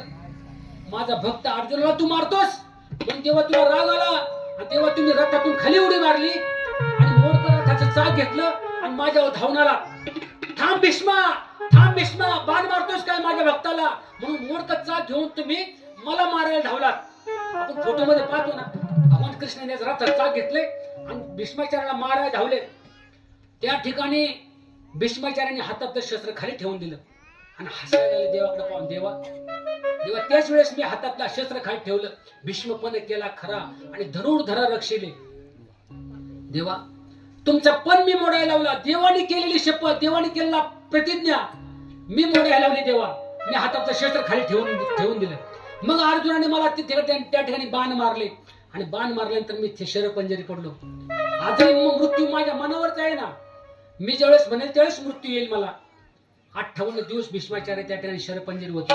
आले देवाजीच्या मना.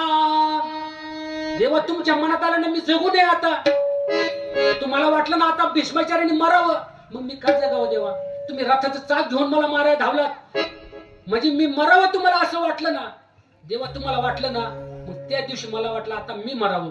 तर तुमच्या मनाशी, कारण देवाच्या मनात आलं की देव आपल्याला मारतो, आणि देवाच्या मनात आलं तर ताडतो. आले देवाजीच्या मना, आले देवाजीच्या मना, आले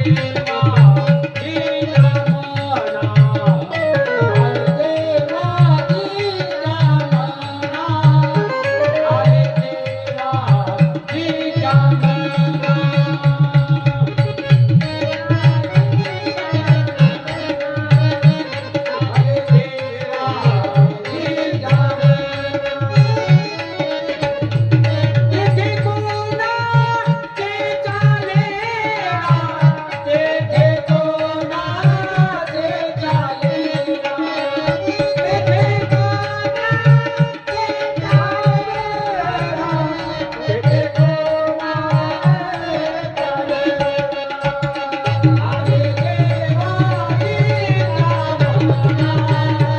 आले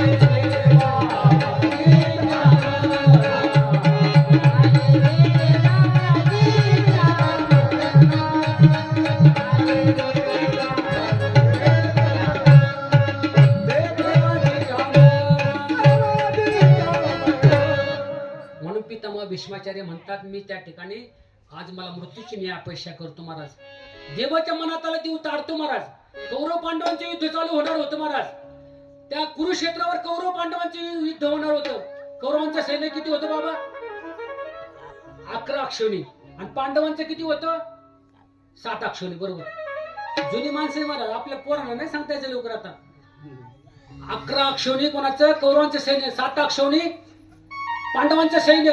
आणि युद्ध किती दिवस चाललं होतं? 18 दिवस युद्ध चाललं होतं कौरव पांडवांचं. आणि 10 दिवस भीष्माचार्य एकटे लढत होते बरं का. भीष्माचार्य एकटे लढले. त्या ठिकाणी सेनापती भीष्माचार्य 10 दिवस लढले आणि 8 दिवस बाकीचे लढले. भीष्माचार्य शरपंजरी पडले. मला सांगायचंय की युद्ध चाललं होतं त्या कुरुक्षेत्रावर. त्या ठिकाणी आता इतकं मोठं मैदान होतं कुरुक्षेत्र. जर कधी गेला असेल, मी गेलो होतो त्या ठिकाणी. खूप मोठं मैदान आहे. पण त्या ठिकाणी काय झालं होतं, असं सपाट मैदान आहे. त्या ठिकाणी पिल्ल होती. पिल्ल एका पक्षाने अंडी घातली होती आणि नेमकी पिल्ल त्या अंड्यातून बाहेर निघली होती. आता खरं सांगा, हत्तीन घोडन रतन एवढं मुंगीसारखं सैनिक महाराज, आता ते पिल्ल वाचतील का? खरं सांगा, ते पिल्ल कशी वाचतील तुम्ही सांगा ना. आता कुरुक्षेत्राचं युद्ध चालू होणार आहे आणि भगवंत आणि अर्जुन त्या ठिकाणी चालले रथावर. त्या ठिकाणी फेर फटका मारण्याकरता आता युद्ध उद्या चालू व्हायचंय. मग ते रणांगण पाहण्याकरता अर्जुन आणि भगवान श्रीकृष्ण चालले. तर त्यांनी अर्जुनाने पाहिली ती पिल्ल पाहिली. अरे रे म्हणलं, आता ही पिल्ल वाचत नाही म्हणलं या युद्धामध्ये. हत्तीचा पाय पडला, घोड्याचा पाय पडला, ती मरून जातील. देव अर्जुनाकडे पाहून हसला आणि पुढे निघून गेले. पुढे निघून गेल्यानंतर युद्धाची तिकडून शंखनाद झाला. नगारे वाजू लागले, शंख वाजू लागला. युद्ध सुरू होऊ लागलं. आणि युद्ध सुरू झाल्या इकडून हत्ती पळत आले, घोडे पळत आले. आज पळता पळता पळता पळता ते पिल्ल मध्ये महाराज, ती 4 पिल्ल आहेत ना, ते रणांगणामध्ये 4 पिल्ल आहेत. आता ती पिल्ल जगणार आहे का? खरं सांगा. हत्ती इकडं सैनिकांचे युद्ध चालू झालं आणि दुसऱ्या पक्षातल्या बाण मारला. बाण मारल्याबरोबर हत्तीच्या गळ्यामध्ये एवढी मोठी घंटा होती महाराज. हत्तीची घंटा होती ना, त्याची नेमकी साखळीला तो बाण चाटून गेला, चिटून गेला. ती साखळी तुटली आणि ती हत्तीच्या गळ्यात एवढी मोठी घंटा होती ना, नेमकी अलगत त्या पिल्लांच्या वरून पडली. ती पिल्ल आतमध्ये राहिली, गाल्ल्यासारखी राहिली. 18 दिवस युद्ध झालं आणि भगवान श्रीकृष्ण अर्जुनाला घेऊन पुन्हा त्या मैदानावर आले आणि त्यांनी काय केलं, ती घंटा बाजूला केली. पाहिलं ती पिल्ल जिवंत होती महाराज. म्हणजे तारने वाला है भगवान, मारने वाला है भगवान, तारने वाला है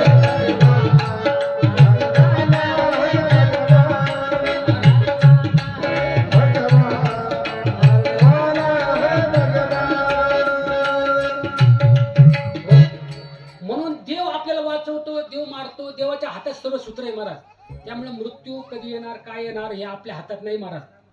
कारण आपण आहे ना, आपण कटपुतली बाहुले आहोत. आपल्या हातामध्ये काही नाही. पण मरण कसं यावं माणसाला? मरण जीवनामध्ये असं यावं महाराज, असं मरण यावं की भगवंताचं मूर्ती समोर असावी, भगवंताचं नाम आपल्या ओठावर असावं. चांगलं सत्कर्म करत करत आपण जे त्या ठिकाणी जीवन घालवावं महाराज. जटायू पक्षी रामायणामध्ये भीष्माचार्यांना त्या ठिकाणी शरपंजरी पडलं. तुम्हाला इथपर्यंत आलो ना आपण. भीष्माचार्य शरपंजरी, देवाने सांगितलं, देवा मला मृत्यू यावा, परंतु देवा तुम्ही माझ्या समोर आहात आता या ठिकाणी उत्तरायण आहे आणि भीष्माचार्याने त्या ठिकाणी 58 दिवसानंतर शरपंजरी अवस्थेमध्ये देह ठेवला महाराज. मृत्यू कसा यावा, भगवंत आपल्या समोर असावा. रामायणामध्ये जर पाहिलं तर जटायू पक्षी आहे, पक्षाच्या कुळामध्ये जन्म घेतला, पण पक्षाच्या कुळामध्ये जन्म घेऊन सुद्धा त्याने रावणाला प्रतिकार केला. आणि नाशिक जवळ टाकेद हे ठिकाण आहे, सर्व तीर्थ म्हणतात त्या ठिकाणी जटायू त्या ठिकाणी पडलेला आहे, त्याचे पंख तुटलेले आहेत. रावणाने सीताला घेऊन गेले, पण राम सीता शोध करत करत टाकेद या ठिकाणी आले. जटायूला पाहिलं, नाशिकच्या त्या पंचवटीच्या जवळ टाकेद हे सर्व तीर्थ आहे. जटायूला पाहिल्यानंतर जटायूला मांडीवर घेतलं त्याचं मुंडकं. जटायूने सर्व हकीकत सांगितली. दक्षिण दिशेला रावण सीता मातेला अपहरण करून घेऊन गेला. रामाच्या डोळ्यातून पाणी आलं, प्रत्यक्ष भगवंताने डोळ्यात पाणी यावं. देवाने म्हणावं, रामाने म्हणावं प्रत्यक्ष प्रभू रामचंद्राने, मी तुला पहिल्यासारखा सुंदर करतो.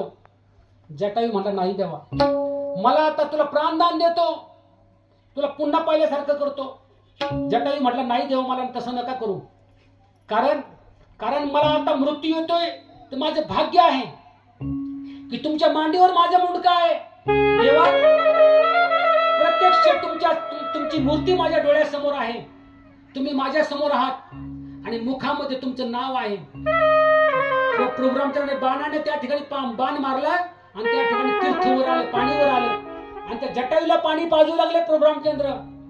ते जटायू पाणी सुद्धा पिना महाराज. जटायू म्हणतात, देवा, हे पाणी जर मी पित असताना जर माझा प्राण निघून गेला तर तुमचं नाव घ्यायचं बंद होईल ना.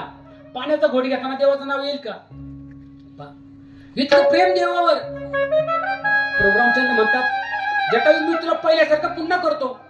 प्रोग्रामचंद्र म्हणले, नको, कारण देवा, तुमच्या वडिलांना सुद्धा मृत्यू असा आला नाही, तो मृत्यू मला येतोय.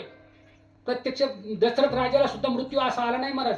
प्रोग्रामचंद्र समोर नव्हते, त्या ठिकाणी मांडीवर मुंडकं नाही, माझं मुंडकं तुमच्या मांडीवर आहे, तुमचं नाव माझ्या मुखात आहे आणि प्रत्यक्ष तुम्ही माझ्या समोर आहात. असा मृत्यू माणसाला यावा महाराज. देह जावो जावो जावो जावो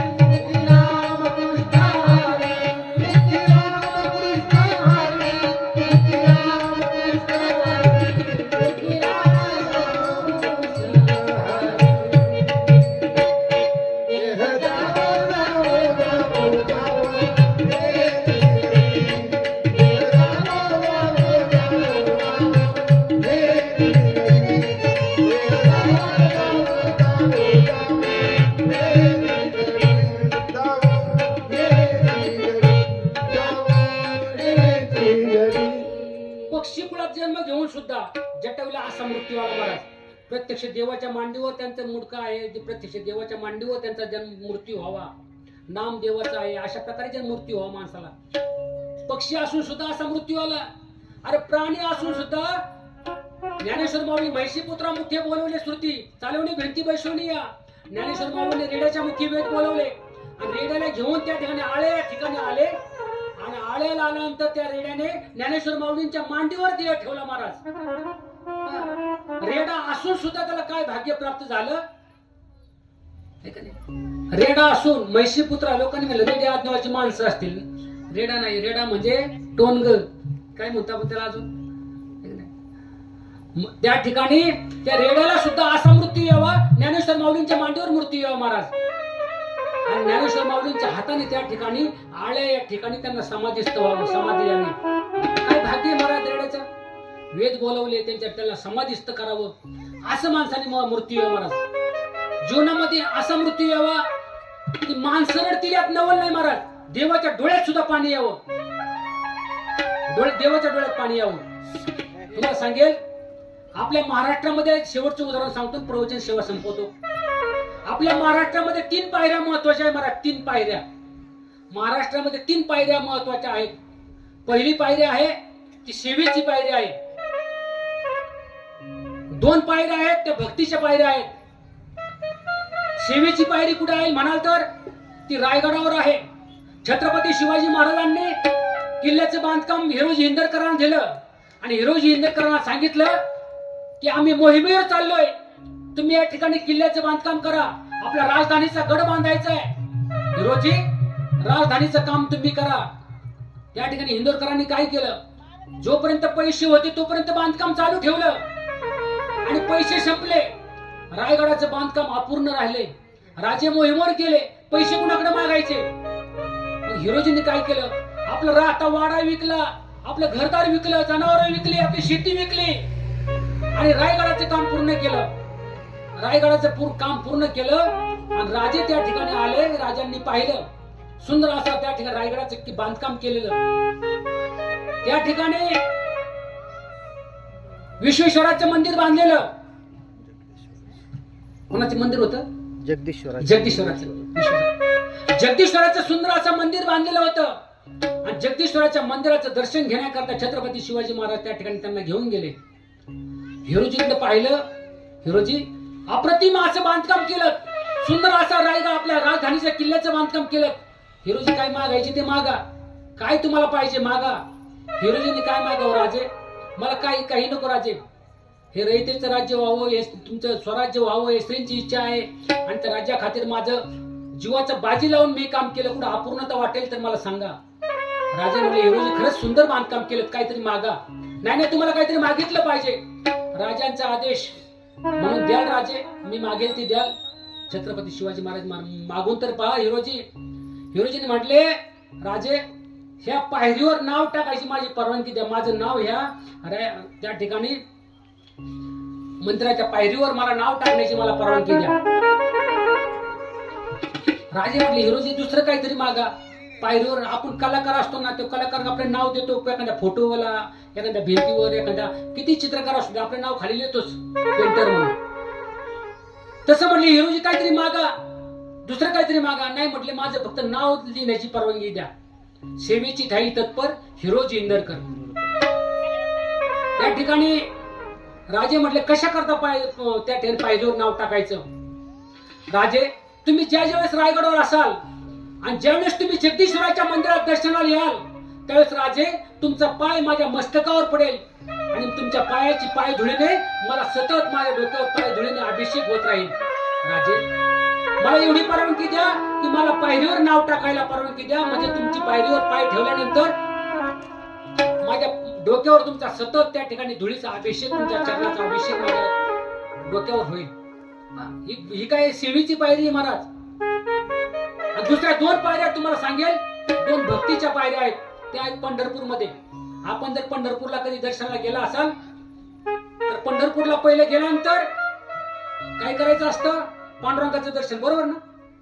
नाही, पहिले पंढरपूरला गेलं तर चंद्रभागेचं दर्शन घ्यायचं महाराज. चंद्रभागेचं दर्शन, चंद्रभागेमध्ये स्नान करायचं.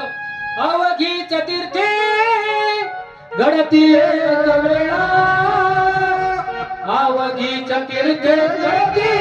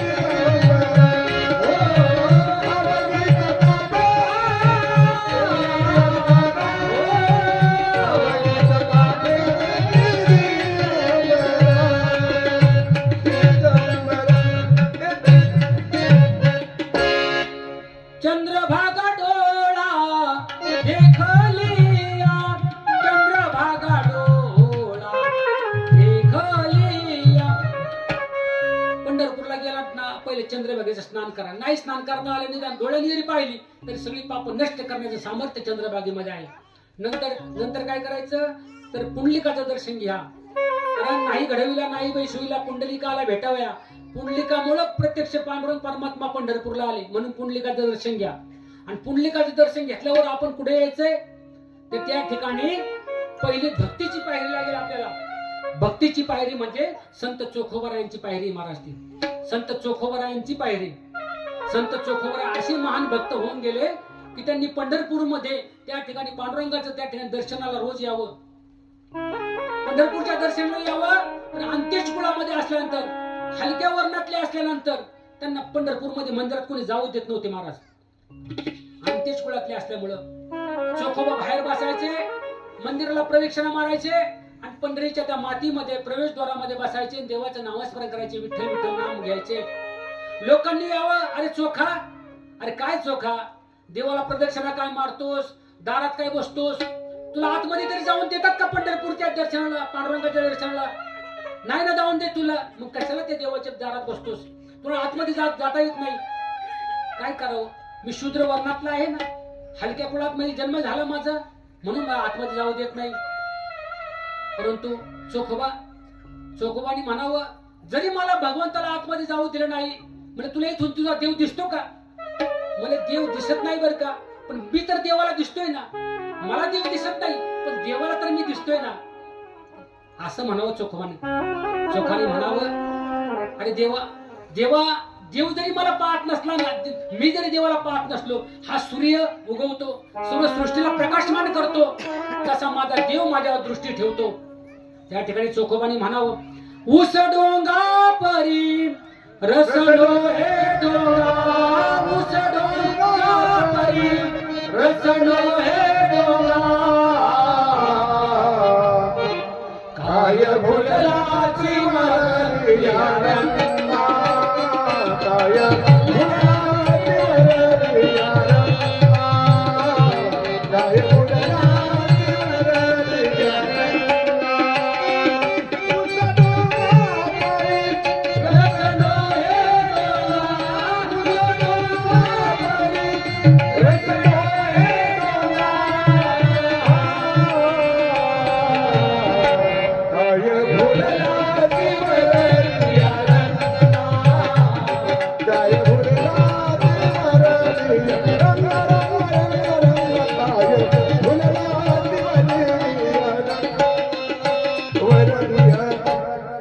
ऊस डोंगा परी रसलो हे डोंगा, ऊस डोंगा परी रसलो हे डोंगा, काय भुललाची मर्यादा.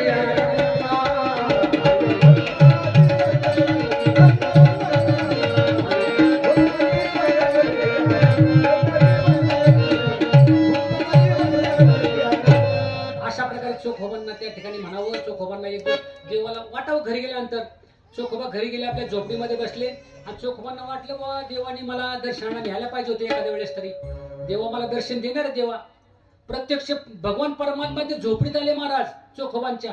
अहो, माणसाचं घर कसं आहे याला महत्व नाही महाराज. झोपडी जरी असली ना, त्या झोपडीमध्ये देवाने यावं एवढं परम भाग्य कोणाचं महाराज. तुकोबरांच्या घरी देवाने यावं, ठीक आहे. तुकोबऱ्या पाहुणे घराशी आज आली ऋषिकेशी, काय करू उपचार कोप मोडे की जर्जर. तुकोबऱ्यांच्या झोपडीमध्ये देव आले महाराज. महाराज घर कसं याला महत्व नाही, पण घरामध्ये घर असावे घरासारखे, नको तू नुसत्या भिंती, तेथे असावा प्रेम जिव्हाळा, नको तू नुसती नाती. असं घर असावं महाराज. ज्या घराला कान असतात त्याला मकान म्हणतात, ज्या घरात हवा खेळती राहते त्याला हवेली म्हणतात, ज्या घराच्या हप्ते फेडून फेडून हप्ते फेडणारा मरून जातो त्याला काय म्हणायचं, फ्लॅट म्हणतात. अशी घराची नाव आहे महाराज. पण घर कसं असावं, किती आनंदी आनंद, किती आनंदी आनंद, या झोपडीत माझा, या झोपडीत माझा, या झोपडीत आनंदी आनंद,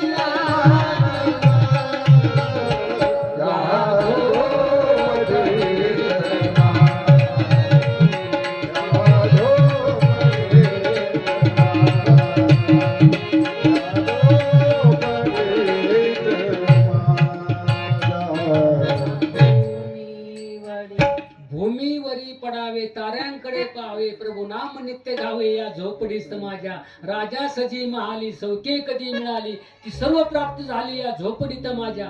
अशी झोपडी असते महाराज. चोखोबारांच्या घरी देवाने यावं, देवाने चोखोबाला पकडा हाताला धरावं आणि देवळात न्यावं. चोखोबाला देवळात न्यानंतर त्या ठिकाणी देवानी गप्पा माराव्यात रात्रीची वेळ आणि पुजाऱ्यांनी म्हणावं.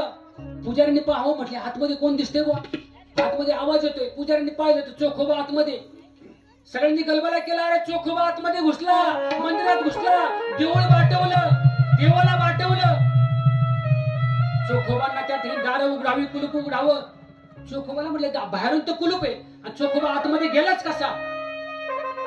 त्या ठिकाणी चोखोबाला धरून बाहेर आणावं. आवाज टाकून द्या आणि आवाज आतमध्ये बाहेर आणल्यानंतर चोखोबांना सर्वांनी सभा भरवावी. चोखोबांना जा विचारावं, अरे चोखा तो देव बाटवलास, देव बाटवला आतमध्ये कसा गेलास. नाही हो मी नाही गेलो, मलाच पांडुरंगाने नेलं का घरामध्ये झोपडीमध्ये आले, माझ्या हाताला धरलं देवानी मला आतमध्ये नेलं. खोटं बोलतोस, खोटं बोलतोस चोखोबा. देवा लोकांनी त्याला हाणावं, चोखोबांना मारावं. चोखोबाने गयावया करावं, नको मला मारू, मी नाही आतमध्ये गेलो. अरे विठोबाचा हार तुझ्या गळ्यात आलाय, कंठी कसा आला. त्या ठिकाणी देवाला तू बाटवलंस देवाला म्हणून चोखोबाला मारावं. दाव घाली विठो आता चालू नको मंद, जाव घाली विठो आता चालू नको मंद. पडवे माझ्या मारिती त्यांचा काय केला अपराध, पडवे माझ्या मारिती त्यांचा काय केला अपराध, पडवे माझ्या मारिती त्यांचा काय केला अपराध. धाव घाली विठो आता चालू नको मंद. देवाचा करुणा भाकावी आणि त्या ठिकाणी चोखोबांना म्हणावं, चोखोबा तर देवाला बाटवलंस, आता तू चंद्रभागेच्या पंढरपूर मध्ये राहायचं नाही, पंढरपूरच्या पलीकडे राहायला जा. पंढरपूरच्या पलीतीराला चोखोबाला पाठवलं. चोखोबा रडत होता महाराज. देवाचा कळस दिसायचा आणि देवाला प्रदक्षिणा मारायचो. आज मला पंढरपूर मधून हाकलून दिलं, नका हाकलून देऊ माझ्या कुटुंबाला. चोखोबाला पंढरपूर मधून हाकलून दिलं महाराज. चंद्रभागेच्या पलीकडे चोखोबा राहू लागले. पण चोखोबाने काय केलं, एक दीपमाळ बांधली. त्या दीपमाळीवर बसायचे आणि तिथून कळस बघायचे पंढरपूरचा. पलीकडे पंढरपूर पाहायचे, देवाचं भजन म्हणत बसायचे. त्या ठिकाणी प्रत्यक्ष भगवंताला चोखोबाकडे यावं, दर्शन द्यावं. चोखोबाची एवढी भक्ती महाराज. आणि बिदरच्या बादशाने काय केलं, मंगळवेढ्याचं भिंतीचं काम चाललं होतं. त्या भिंतीच्या कामाला सगळे लोक जमा केली होती. गोरगरीब लोक, सगळे अंत्येश कुळातले लोक, शूद्र लोक त्या मंगळवेढ्याच्या भिंतीच्या कामाला लावले. आणि ती भिंतीचं राजवाड्याच्या भिंतीचं काम चाललं होतं. आणि पावसाचे दिवस होते, पाऊसही पडत होता आणि ती भिंतीचं बुरुजाचं काम मोठं झालं होतं. चोखोबाई त्यात काम करत होते महाराज. ती भिंत कोसळली अशी चोखोबा त्याच्यामध्ये, त्यांचा मृत्यू झाला महाराज. एवढे संत चोखोबा महाराज, पण त्यांचा मृत्यू कुठं व्हावा, त्या भिंती खाली झाला महाराज. भिंती खाली आल्यानंतर प्रत्यक्ष भगवंताच्या डोळ्यातून पाणी गळगळ गळगळ, महिना झाला, 2 महिने झाले, देवाच्या डोळ्यातून पाणी राहिना. नामदेव महाराज म्हणतात, देवा देवा तुम्ही का रडता देवा, तुमच्या डोळ्यातून पाणी मी पुसतोय, तुमच्या डोळ्यातून पाणी चाललं सारखं देवा, का रडता देवा. नामदेवा, अरे नामदेवा माझा प्रिय भक्त चोखोबा, चोखोबाचा शेवट झाला रे. माझा चोखोबा त्या ठिकाणी मंगळवेढ्याच्या भिंतीच्या कामामध्ये त्या ठिकाणी मृत्यू झाला माझ्या चोखोबाचा. देवा काय करू मग देवा आता.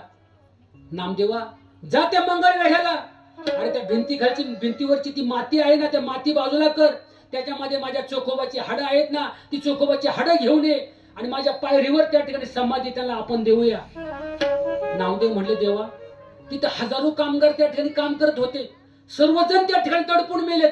कसं ओळखायचं चोखोबाला, कसं ओळखायचं चोखोबाची हाडं, हे चोखोबाची हाडं कसं ओळखायचं.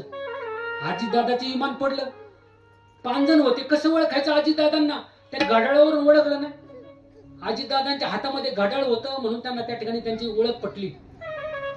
तसं म्हटलं चोखोबाला ओळखायचं कसं, तर त्या ठिकाणी देवाने सांगितलं, हाड घ्यायचं, कानाला लावायचं, जे हाडातून विठ्ठल विठ्ठल विठ्ठल विठ्ठल आवाज येईल ना, ते माझ्या चोखोबाचं हाड आहे. त्या ठिकाणी नामदेव महाराजांच्या डोळ्यातून पाणी आलं. काय भक्ती म्हटले, मी तर देवाचं नाव घेतोय. मग माझे चोखोबा राया सतत विठ्ठलाचं नामस्मरण, मेले तरी त्यांच्या हाडातून विठ्ठलाचं नामस्मरण. त्या ठिकाणी माती बाजूला केली, प्रत्येक ठिकाणी उचकायचं आणि कानाला हाड लावायचं. विठ्ठल नसेल तर बाजूला ठेवायचं. जीव दिवसभर दमले. एक ढिगारा पाहिला, एक ढिगाऱ्याची माती बाजूला केली, एक हाड दिसलं, हाड कानाला लावलं. त्यातून विठ्ठल विठ्ठल विठ्ठल विठ्ठल ध्वनी चाललेला. नामदेवाच्या डोळ्यातून पाणी आलं. माझ्या चोखोबाची हाड सापडली. माझ्या चोखोबाचं उपरनं अंथरलं आणि चोखोबाचं हाड कानाला लावावं, उपरण्यामध्ये ठेवावं आणि चोखोबाची हाड जमा केली. महाराज आपल्या हृदयाशी धरली आणि डोळ्याच्या अश्रूच्या नयनानं त्याला आंघोळ घातली. महाराज देवाजवळ घेऊन आले. प्रत्यक्षच विटेवरचा पंढरीश परमात्मा, जगाचा बाप विटेवरून खाली उतरला आणि महाद्वारामध्ये देव आले. नामदेवाला घट्ट मिठी मारली. चोखोबाची हाडे घेतली. देवाने आपल्या हृदयाची कवटाळली. माझा चोखोबा सतत आयुष्यभर माझं भजन केलं. देवाने ती हाडे घेतली आणि त्या ठिकाणी पहिल्या पायरीजवळ चोखोबांच्या हाडाला समाधिष्ट दिली. एक दगड नामदेवाने आणला आणि चोखोबाच्या समाधीवर प्रत्यक्ष भगवंताने ठेवला. महाराज आजही जर पंढरपूरला आपण गेलात ना, तर पंढरपूरला जर कधी आपण गेलात तर पहिलं दर्शन चोखोबांचं घ्यावं लागतं. तर पंढरीच्या पांडुरंगाचं घ्यायचं महाराज, चोखोबांचं. आणि चोखोबाचं दर्शन घ्यायचं, अंतःकरणातून चोख व्हायचं आणि मग मात्र नाम घ्यायचं. नामदेवाची पायरी महाराज, दुसरी पायरी नामदेवाची आहे. 2 पायऱ्या पंढरपूरमध्ये आहेत भक्तीच्या. नामदेवाच्या पायरीवर डोकं ठेवायचं, मुखातून नाम म्हणायचं आणि मग मात्र कानोपात्रेचं भक्ताचं दर्शन घ्यायचं आणि मग पांडुरंगाचं दर्शन घ्यायचं. महाराज अशा प्रकारे भगवंताचं दर्शन घेण्याकरता माणसानं असं असावं जीवनामध्ये. देवाला एकच मागा, शेवटचं काय मागा? देवा माझा ज्यावेळेस मृत्यू होईल ना, त्यावेळेस देवा माझं तुझं नाम माझ्या मुखातून येऊ दे. इतना तू करना स्वामी, इतना तू करना स्वामी, जब प्राण तन से निकले, जब प्राण तन से निकले,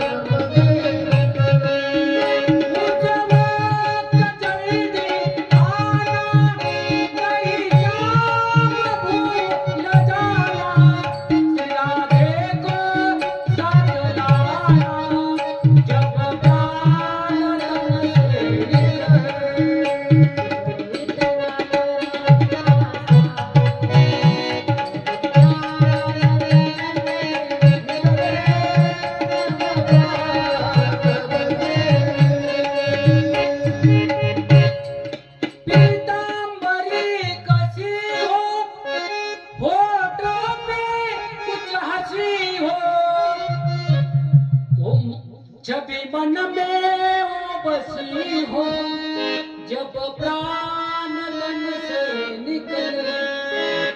देवा ज्यावेळेस माझा प्राण ह्या देहातून निघेल ना, त्यावेळेस देवा तू माझ्या जवळ ये बरं. आणि येताना तू पितांबर नेसून ये, राधेला बरोबर घेऊन ये आणि तुझ्या चेहऱ्यावर हसू असू दे, पोटावर त्या ठिकाणी मुरली असू दे. अशा प्रकारे देवाचं रूप मनोहर रूप आपल्या डोळ्यासमोर असावं. अशा प्रकारे देहाच्या गावा आलिया, जन्म मृत्यूच्या सोहळ्या, नाम म्हणून धनंजया ज्या परी. एकदा का मनुष्याला देह प्राप्त झाला की माणसाला जावं लागतं, त्याला नाही म्हणता येत नाही. ज्ञानेश्वर माऊली सांगतात, म्हणून कैलासवासी विशाल शामराव कनिच्छे यांना आपल्यातून जाणं झालं महाराज. त्यांचं वय केवळ 28 वर्ष आणि त्यांच्या जाण्यामुळं हा जो कनिच्छ परिवारच नाही महाराज, हा जो तुमचा सर्व परिवार माझ्यासमोर मित्रमंडळ दिसतंय, हा मित्रमंडळासह खूप दुःख झालं महाराज. ही जी मित्रमंडळांनी क्रिकेटचे सामने त्यांच्या स्मरणार्थ भरवले होते, त्यांच्या कुटुंबात त्या मित्रांना प्रत्येक क्षणाला त्यांची मित्राची आठवण येत असेल ना, आहे की नाही? कसा मित्र असावा? मित्र असावा तर विशाल भाऊ सारखा असावा, मित्र असावा तर विशाल भाऊ सारखा असावा. मित्र माणसाच्या जीवनामध्ये जरूर असावा, पण असा मित्र असावा असं प्रत्येकाला वाटतं ना. आपला मित्र आपल्याला सोडून गेला, कसा मित्र होता? दुःख अडवायला उंबऱ्यासारखा दुःख अडवायला उंबऱ्यासारखा मित्र वनव्यामध्ये गारव्यासारखा मित्र वनव्यामध्ये गारव्यासारखा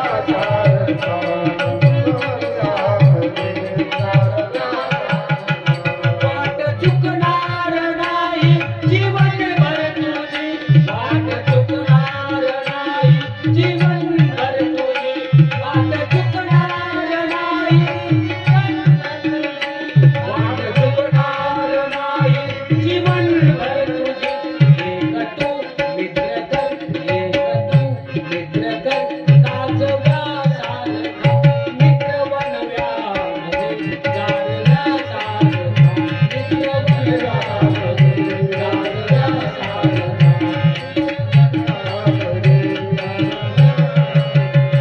आत्महत्याच करणार नाही कुणी आत्महत्याच करणार नाही कुणी एक तू मित्र कर आजच्या सारखा मित्र वनव्यामध्ये गारव्यासारखा मित्र वनव्यामध्ये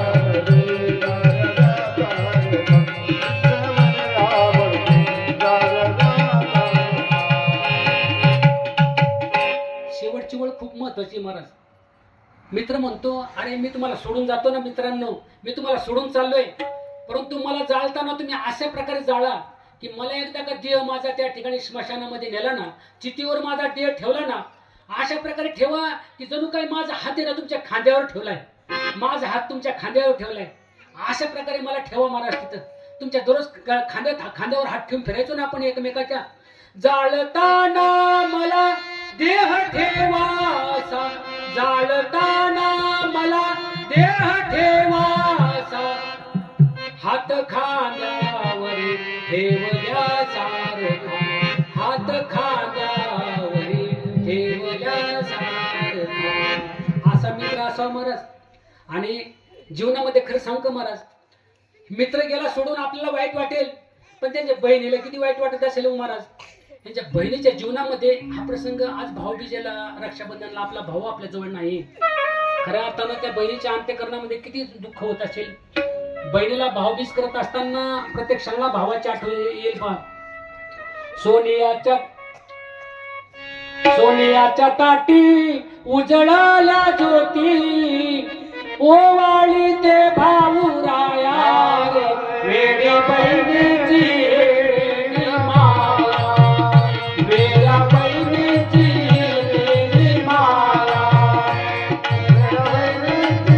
वेडी माया सोनियाच्या ताटी उजळल्या ज्योती सोनियाच्या ताटी उजळल्या ज्योती ओवाळी ते भाऊ राया वेड्या बहिणीची वेडी माया वेड्या बहिणीची वेडी माया वेड्या बहिणीची वेडी माया सोनियाची ताट चंदनाचा पाट सोनियाचे ताट चंदनाचा पाट गालीत भाऊराया वेड्या बहिणीची वेडी माया वेड्या बहिणीची वेडी माया वेड्या बहिणीची वेडी माया. बहिणीला दुःख काय महाराज, त्यांच्या पत्नीला किती दुःख आहे महाराज. पत्नीला आज पत्नीला आमच्या भातुकलीच्या खेळामधली राजा आणि राणी अर्ध्यावरती डाव मोडेला अधुरी एक कहाणी, अशा प्रकारे त्यांच्या पत्नीला दुःख आहे महाराज. त्यांची मुलगी आज 1 वर्ष 2 महिन्याची मुलगी आहे महाराज. आज पित्याचं छत्र त्या मुलीवरचं हरपलंय महाराज. आज सगळ्यांनी त्या कुटुंबाला आज साथ द्यायची महाराज. तुम्हाला सांगतो, ह्या मुलीला असेल, त्यांची पत्नी असेल, त्यांची आई असेल, त्यांचे वडील असतील, त्यांना सर्वांनी आपले जे मित्र असतील ना, त्या मित्रांनी आपल्या मित्राकरता एक करत चला. काही कुटुंबावर आज संकट आलं, काही अडचणी असतील, त्या मित्राकरता धावत चला. खरी श्रद्धांजली ती ठरेल महाराज. आज प्रत्येक मित्र रक्तदान करणार आहे त्यांच्या स्मरणार्थ. आज आपल्या मित्राकरता, मित्राला त्या ठिकाणी स्वर्गाची प्राप्ती व्हावी, मोक्ष प्राप्त व्हावा, या ठिकाणी वडिलांनी कुटुंबांनी अन्नदान ठेवलं, पण आपल्या मित्राकरता आपण या ठिकाणी या ठिकाणी रक्तदान करणार आहोत. आपल्या मित्राला काही त्या ठिकाणी मोक्षाच्या मार्गामध्ये अडचण येत असेल, पुण्य कमी पडत असेल, तर देवा हे भगवंता आमचं सर्वांचं पुण्य थोडं थोडं द्या, मित्राकरता घे आणि या मित्राला मोक्ष दे. या पत्नीच्या जीवनामध्ये सुद्धा खूप मोठं दुःख आहे. सरली प्रीत सरलं नातं, त्या ठिकाणी तुफान सुटला वारा, अशा प्रकारे जीवनामध्ये त्यांचा प्रसंग. आई वडिलाच्या जीवनामध्ये आपल्या पोटचा गोळा केला, लहानचं मोठं केलं, त्याला लहानचं मोठं करत असताना त्या जीवनामध्ये त्यांना प्रत्येक क्षणाला त्याची आठवण येत असेल, प्रत्येक क्षणाला बाळाला काय आवडत होतं ती त्याला प्रत्येक क्षणाला तो घास खाऊशी वाटत नसेल. आपल्या मुलाला जे आवडत होतं ना ते आई आयुष्यभर खाणार नाही, अशी अवस्था आहे म्हणा आज आई वडिलांची. परंतु खऱ्या अर्थानं हे पुण्यस्मरण त्यांनी या ठिकाणी केलं. मी सांगत होतो त्यांना, म्हटलं पुण्यस्मरण करताय परंतु तुम्हाला खूप दुःख होईल. परंतु ते म्हणले नाही महाराज, करायचं आम्हाला पुण्यस्मरण.